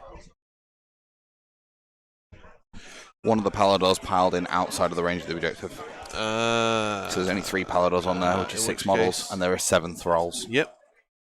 Okay, well, or 7 Idoneth models. Well, not quite a large mistake. It's 1 VP. Yep. It's not the end of the world. Yeah. No, it's certainly... Well, every little helps, and you know, it could be that 1 VP that swings it at the end. Leviathan only has 4 wounds left. It only has 4 wounds left, but this turn, even though it is the Caesar Sigmar turn, they're fighting first. Now, the Vanguard Paladins could retreat. They don't need to. They can just shoot it off the board. They potentially could. Because it's heavily wounded, it also loses its save, so it's now on a 4-up save base. Yeah, obviously it can still get the all-out defense potential. Cool. So there is the chance. There is the chance. And there it goes. And boom goes the dynamite. Yep, pretty simple, pretty easy. A nice solid 2 points there. You don't have to, great, you're fighting first. I can still shoot you before you get a chance to fight. Yep. And that's just the hero phase because of the Luminarch's mortal wound output. So I didn't even get to the shooting phase. Now we can shoot the king, and the king actually isn't that tanky, believe it or not. I believe that actually one of them can choose who he fires at, and the rest have to fire at the thralls due to the Idoneth rules. Potentially, the king is a lot closer than it looks up there. Potentially, I think 2 for certain will have to fire at the thralls. I think it's only 1. I think it's this one here has to fire at the thralls. The rest have to fire at the king. I think. Oh, I hate that rule. That rule is so silly. Absolutely a silly rule. That is the Elvish specialty. Important strategic. How was hotel breakfast? Well, we weren't staying in a hotel, so. No idea. I mean, we had McDonald's, didn't we? Yeah, we had a McDonald's. I had a cheesy flatbread. It was adequate. It was calories. Dry. It was fuel for the first morning until pizza arrives. Yeah, we get half a pizza today. I know. Half a pizza. Mental. It will be, and I can't wait. There again, after that barbecue last night, I'm not entirely sure I need all that much. We ate so much food last night. Crazy amounts of food. Crazy amounts of food. Anyway, if you want to add to your pile of potential comrades, then get an email in, get an entries in. Let's go. The draw will be done at the end of Game 5. So Game 5 will happen. We'll then go to a brief be right back screen, and I will set up the draw ready for to see who wins. There you go. I can draw it live on stream. We see the king get shot off the board. He's gone. And the majority of the thralls, there's only 1 left. Yeah. Freddy showing how good allying some of these units are together. The Paladors went in, did their job in turn 1. They got all the same buffs that the Protectors went in turn 1. Held up the majority of Joe's army for the turn 3 combat phases, as we said, that was needed. Then he managed to be able to buff the Paladors to a position where they had the exact same things on them as the Protectors, but they're faster, they've got a free 9-inch teleport, no need for the bridge, and they've got the prowess of the shooting attacks that they've got. You've seen them take down both the King and, in fact, the King, the Thralls, and the Leviathan, which is absolutely huge. And then you've got the Demigryph Knights now, because all that Joe's got left is a series of Thralls and a Fishman with an Octopus. Yes.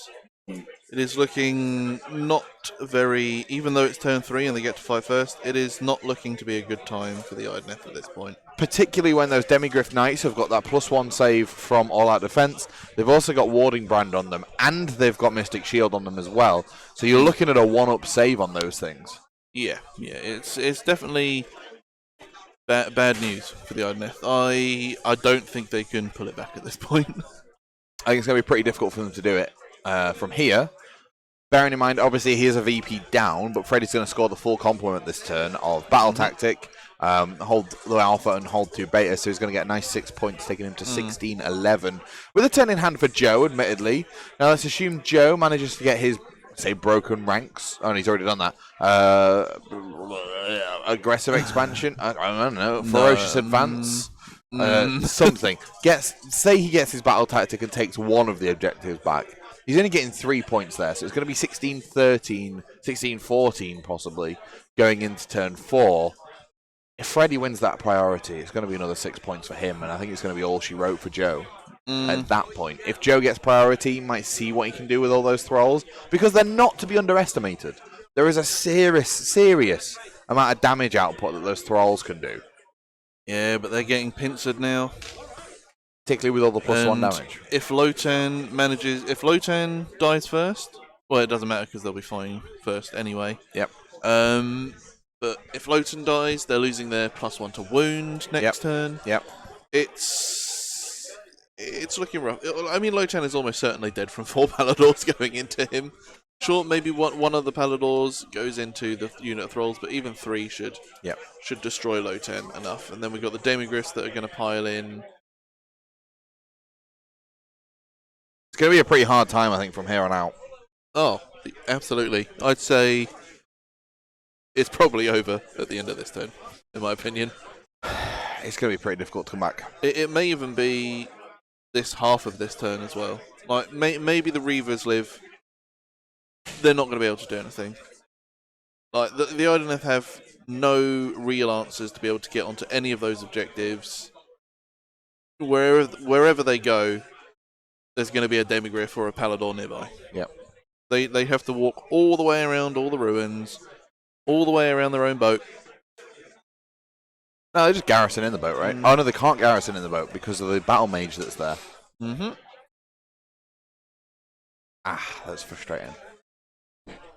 But you've got a wonderfully closeted section of the Idoneth Deepkin army over here, and it's just not going to do anything, is it? No, and that is thanks to the Protectors just holding it up for that first turn. They managed to keep him there, anchor until the reinforcements, the cavalry's arrived. Yeah. And you do it on the... It's Lord of the Rings all over again. But it's really, really well done. Freddy has gone, right, okay, I'm going to sacrifice this unit, but I'm going to buff them to high heaven so they can live as long as they can deal as much as they can on the way out, and then I'm going to hit you from the sides, and I'm going to pin you back in. And we see something very similar when he was on the stream, when he played his Iron Drake list. He still had his Demigryph Knights and stuff like that in there. He did a similar sort of thing. However, instead of the Protectors being able to hold them back and hold them down...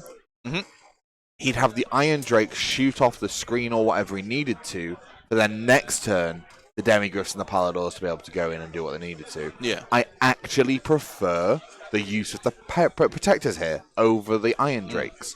Admittedly, into sort of stronger armies, maybe Mega Gargants and things like that, you might potentially struggle. But you are in a position without the Iron Drakes, because you've not got that many models, so you don't need to position them all in a certain place.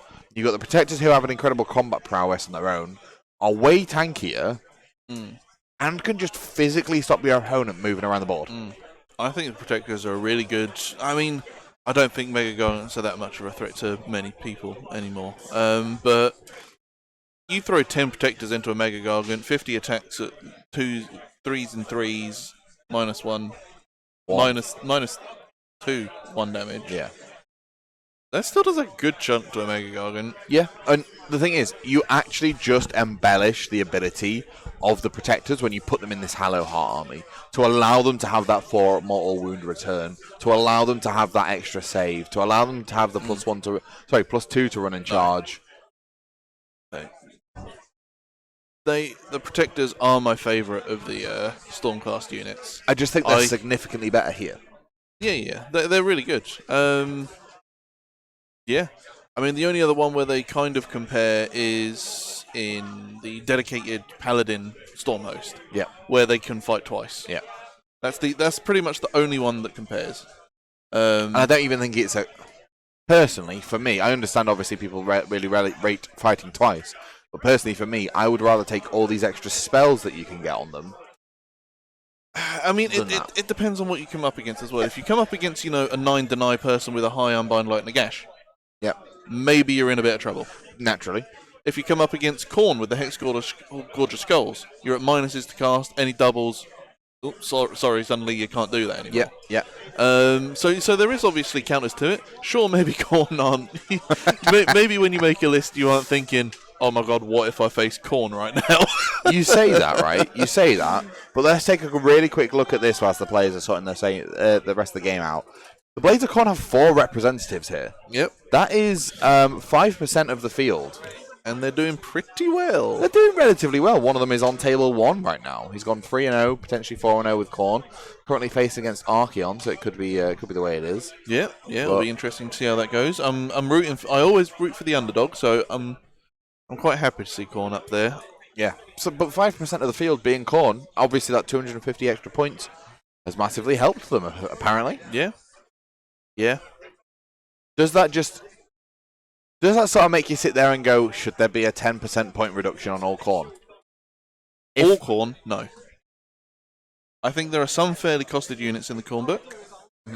Certainly in some of the Bloodletter categories, I think they've already had a point drop, and I think the Bloodthirsters are good. Yeah. For the most part, maybe Scarbrand isn't the best. Maybe he does need a bit of a point cost reduction. Maybe I can't remember which is which variant off the top of my head of which Bloodthirster is which. The Fury, the Insensate Rage. the Insensate Rage, and the Wrath of Khorne. But I think the problem with Khorne is they need a lot of kind of like separate pieces, like all their support units to add up into one.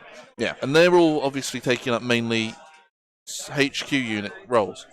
And then you've got your big damagey dudes are also HQ roles. And then you've got to have your battle line techs. The problem is... Well, okay. Go on, sorry. No. And it's just... There's a lot that they want to get all the necessary pieces to make a full army. And sometimes you just can't afford all of that. Yeah. So... Maybe some pieces do need maybe a bit of a move around, maybe a bit of a move around point cost wise, a bit of shifting of abilities maybe to different units as well. So underutilized units, maybe like the Blood Throne or something, have more of a presence. Well, the reason I say just a blanket 10% point reduction is because essentially what they've got here is a blanket 10% point increase. Yeah. Limit increase. Yeah. And we've seen a majority... If you come to Carnage, if Carnage was a tournament without that comp, I don't think you would see a single Blades of Khorne army here. No. But I also think because... I don't know if it's just because other stronger factions have had other changes as well, that you're seeing less and less of the things like the Lumineth. Yeah. It's a bit of changes, like the other potential lists you're going to be facing have already been toned down, so things like your Thunder Lizards. Khorne... I don't actually know how much damage 2 Khorne have, but obviously Bloodthirsters don't do 1 damage apiece, so in a meta where, you know, if 12 people bring -1 damage, do you want to bring something where your main damager units are getting halved in their damage? No. No, Not definitely at all. not. But I think we are seeing...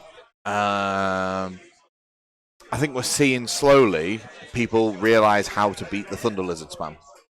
And we know, clearly, it's Protectors with 1 damage -2 rend.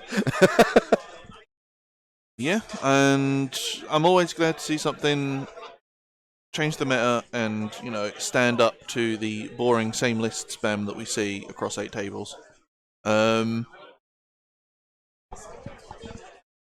it is nice. Obviously, statistics and stuff can be thrown off because there is that change in the rule pack, so it's not the official 2K format, which everyone's going like, oh hey, Khorne 5-0 an event, but...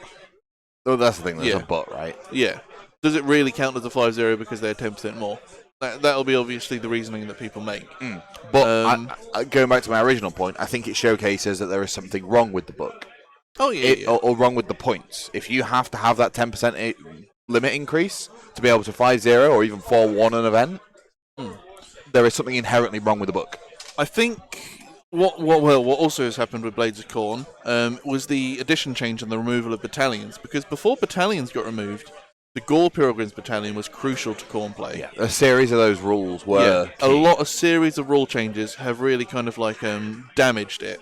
I don't know if their points, maybe now their points need changing because they used to have other abilities that would make up for those point costs in the Gaul Pilgrims battalion or the Tyrants of Blood, which would let every Bloodthirster fight first. Yes. I think it was. Sorry, there is only a Lotan left and a Soul Scryer on the board, and Lotan's going to clean sweep this. Sorry, we got so into the rabbit hole of why that 10% point change on Khorne was great or bad that we've just completely neglected the fact that the Demigryph Knights tanked everything, bar 2 wounds that went across to them from the Thralls and the Reavers. I believe one of those was even in the shooting from the Unleash Hell. The Paladors managed to tank enough. Obviously, 2 of them died, unfortunate, but they tanked just enough so that when they come to doing their turn... Yeah, Joe just managed to go through them. Yeah. As kind of like predicted, as soon as they got into fight, that was over. Yeah. Give me a split second. There's not potentially all that much I'd say is going to happen this turn. I think it's pretty clear that there is no victory to be had here for the Idoneth at this point. I don't realistically think they can achieve any battle tactics that are worth it. They've already taken their Conquer, which would be the only potential easy one that I can think of at this moment in time, unless there's any kind of like, I don't know, specific ones that I'm misremembering, but just low 10 and just a Soul Render, wherever they go, even if they retreat next turn, even if they get the double turn, they're going to be caught by the Paladors, or they're going to be caught by the Demigryphs. All they can do is retreat backwards. So at this point, it's certainly over for the Idoneth. Is there any Slaves to Darkness in the tournament? Yes. The other army that is currently second in the tables, I believe, is Slaves to Darkness, running Archeon, and that one's currently going up with contention of Khorne.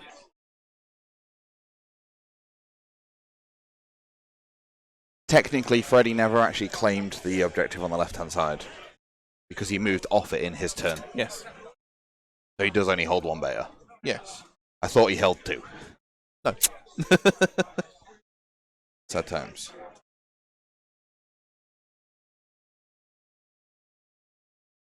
Yeah, the players are just talking now. Joe was saying, he's got to a position where he thinks, he's definitely lost the game. He's just trying to see how many points he can rack up. Just for the sake of it. I can't think of any battle tactics that he can reliably achieve. No. Unfortunately not. Now, destroy the hero at the unit which was responsible for the death of your first hero. None of Freddy's heroes have died. Yeah, so he won't get that. So he won't get that, which means Joe has got plus 5 points. Mm-hmm. And if you can dodge a wrench, you can dodge a ball. I believe Joe completely forgot about that as well. Yes. So each one will go 5 up. Each one will go 5. Yeah, but I can't think of any battle tactics that are doable here.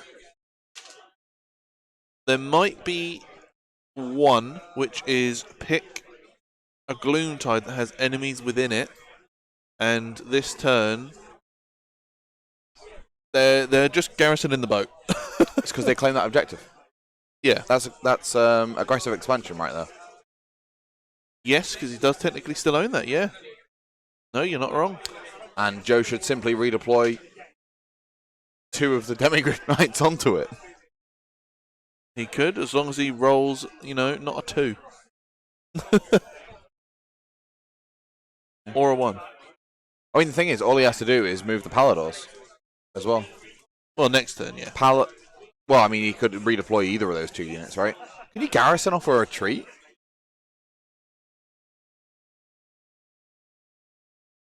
Don't know. Maybe you should ask Tom. Mr. Rules expert himself. I don't think you can garrison off a retreat. I don't think you can do anything but move.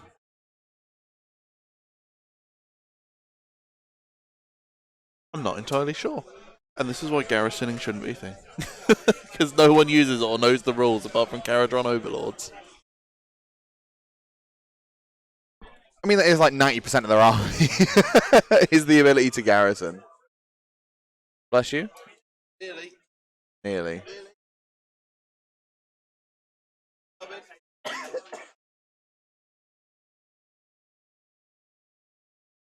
You good, buddy? Yeah. Good.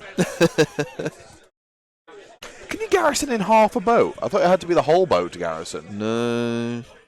Garrison in half? Oh, you can only garrison with 5 models in half a boat, though. Yeah. It's 10 Split models. them boats up, mate.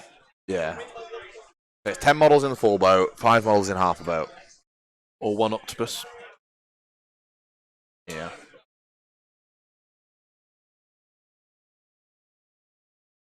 Wow, Alex has a queue of people wanting to give him results, which is relatively interesting. Yes, soon we will know who vies for the title. We will know, I think there's 4 people going to be on 4-0 at the end of this. Which means there'll be 2 people fighting for first and second, essentially. Or 4 people fighting for first and second, and the rest of them fighting for the 4-1 potential victory on the podium there. So what did you predict yesterday? I can't remember. IDK. You predicted Idoneth, and I predicted... Maggotkin. How many Maggotkin are currently in the ladder at the top? This is when it's none of them. I don't know currently. The Gitz is now 3-0-1. The All Trog Army. The Trog Army. It's now 3-0-1. What? I mean, no one can be sad at that. So I kind of want that on stream. I don't really care about Table 1 now. I just want the Gits on. Absolutely. No, so that's all we've got so far. That's the only ones that have submitted. So we haven't got any 4 and 0 lists. No, because the top tables are still playing. They will always play until the sort of the final end. Yeah. So let's take a small moment to reflect here. What could Joe have done differently this game? Bearing in mind he outdropped Freddy. I think we needed to get that. We needed to make space for that Leviathan maybe to get into those protectors and get in with the -3 rend. Yep. Maybe even the Alapexes. Just throw it all in, clear those protectors out as soon as possible, and then swarm up to the middle of the board, and then focus, because you've got 3 threats in that army, don't you? The Scourge Runner's irrelevant. And then bounce from unit to unit. I mean, obviously the Vanguard, obviously the city's player is going to position around it, but if he manages to get that innate tankiness off on every unit for every turn, he needs to just bounce with everything into it, essentially. Or wait until one's buffed up and immediately direct yourself at the other one. It's a tough question, this one. Because the Soul Screen Bridge does allow, on these type of deployments, that instant turn 1 engage with such a tanky unit.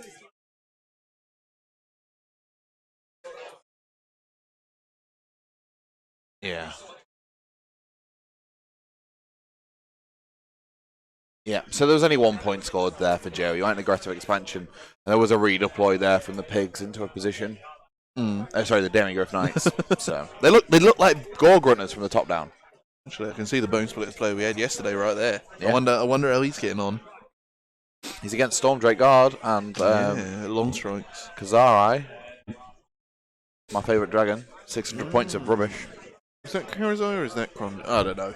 That's Karazai. Fair enough. Fair enough. I don't think there's a Kronus in the tournament. So we've now seen them get out the boat. Yeah, I think they're just going to try and finish that Luminarch off. It's taken 4 wounds.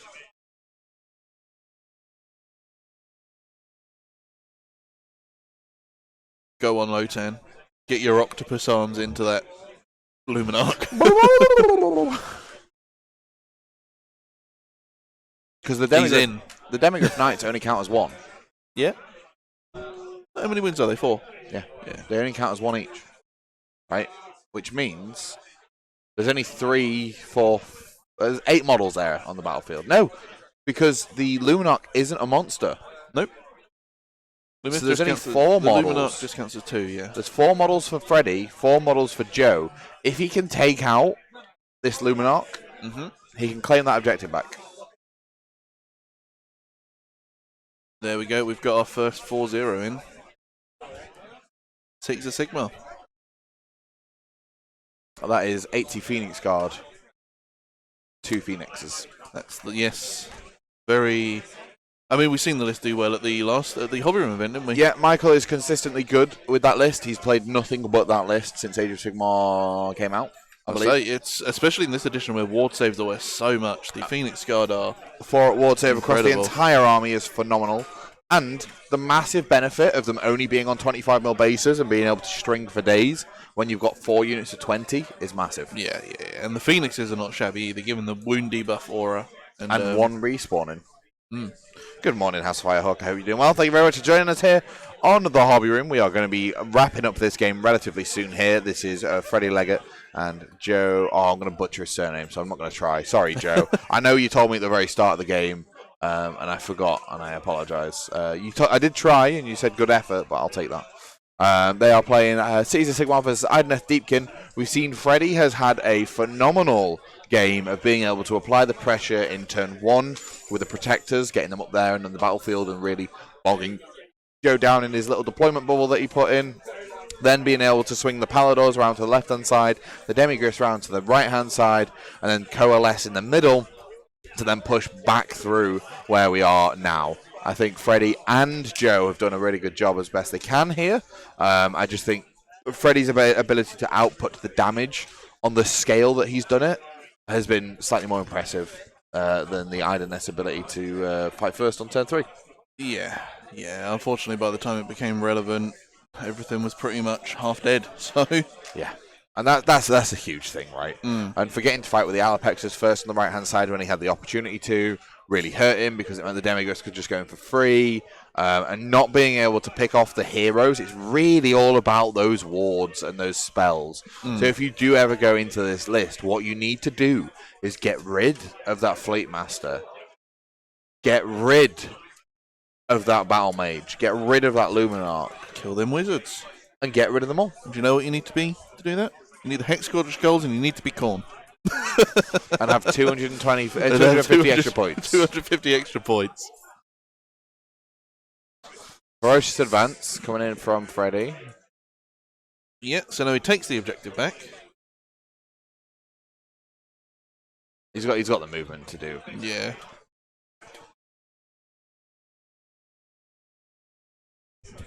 Savage Spearhead. Yeah, he can scroll Savage Spearhead. Joe did do Savage, yeah. Yeah. Come on, Lotan. Kill him. Got 2 points. Take the 2 points. You didn't kill the Luminarch, but take the 2 points.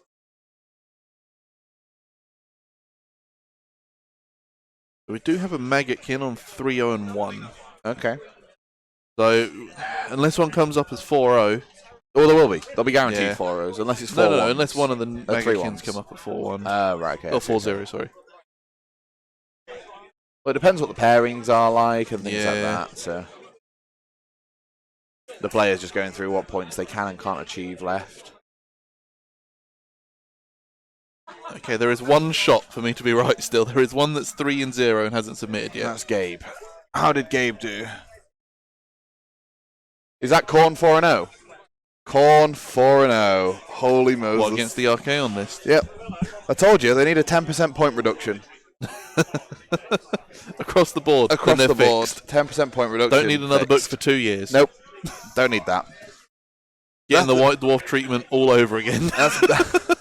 That's basically what you've got right here, is you've got a 10% point increase.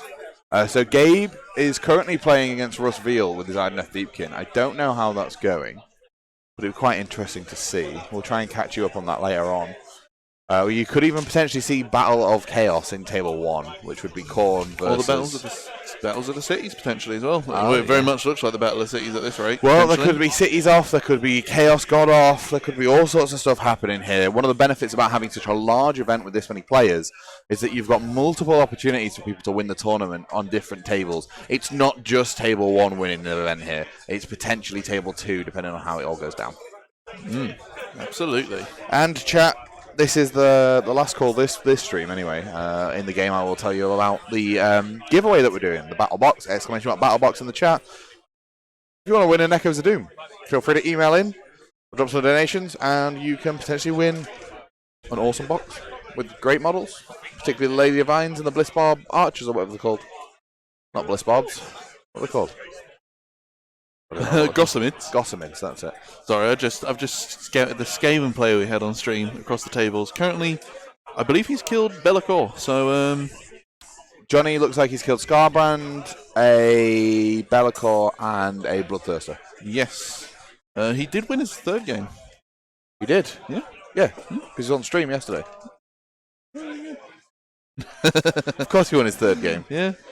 So, it'll be... I'm not biased, but hopefully the Rats beat Khorne. Yeah, naturally. Not biased. Not biased at all. Ferocious Advance there scored for Freddie, along with Hold Alpha and Hold both the betas. I believe Joe got the priority into turn 5 as well. Managed to kill the Luminarch. Lotan's got to survive. You've not really got anything else you can do battle tactic wise. Yeah, no, he's not getting Hold the Line either. Freddie's getting Prize Sorcery regardless. So Yeah, he just ends here, and this is his final points. Yeah.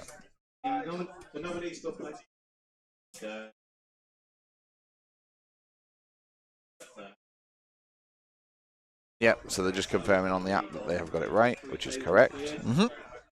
Yep, and then into turn 5.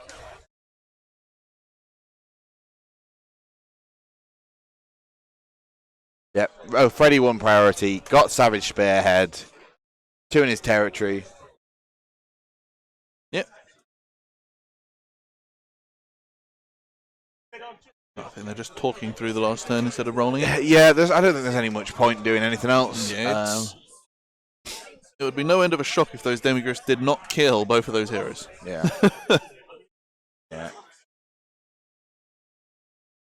You hold the alpha, you hold both betas, you get your spearhead. It's another 6 points there for Freddy, going into Joe's turn 5.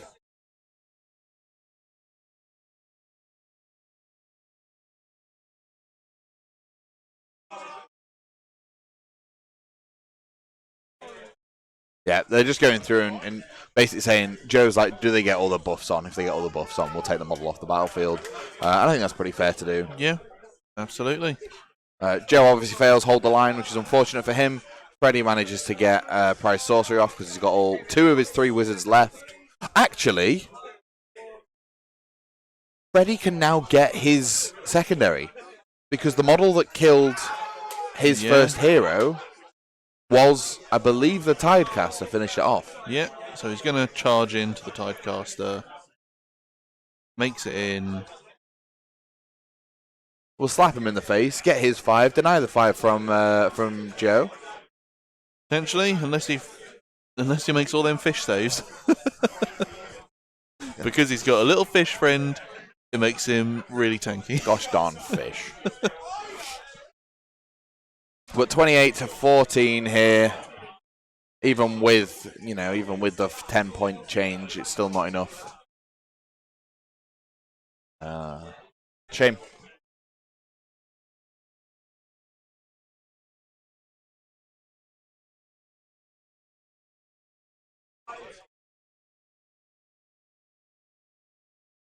Yeah, that's a poor little fish boy.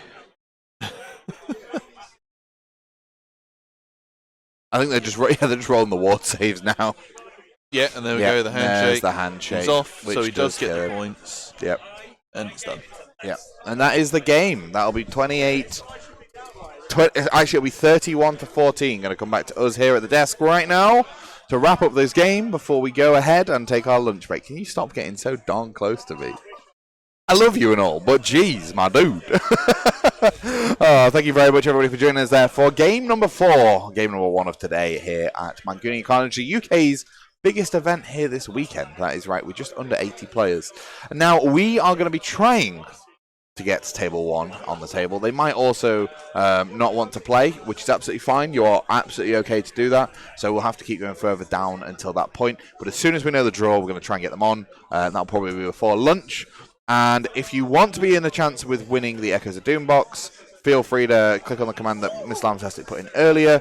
That will close at, in fact, I'm going to double check because I can't remember what time it closes, but I can tell you it closes at 3 p.m. So you guys have got just under 3 hours to be able to get your donations in or emails for that. And after the game that we have in Game 5, we will draw the winner. Okay, other than that, what do you hope to see in Game 5? Skaven. We're not seeing Skaven. What do you anticipate we will see in Game 5? Well, there's a 50% chance the city's a Sigmar. Yeah. And then I believe we got Blades of Khorne. It's just a mystery what that final potential army is. Who knows? It would be really nice to see Khorne versus Nurgle. That'd be quite interesting. That'd be quite interesting. Or it could be Khorne versus Deepkin. Potentially. Yeah. I don't know what armies are still 3-0. We'll see. Other than that, thank you very much for watching, everybody. I really appreciate you guys being here. It means a load to be able to bring you these games, and it's really nice to be able to just sit and talk to you all about it. Go from there. Other than that, I want to say thank you to everybody. Moog, thanks for joining us, and we'll be back for Game 5. Keep your eyes peeled, get yourself a cup of tea and a sandwich, and we'll be back later on. Take care.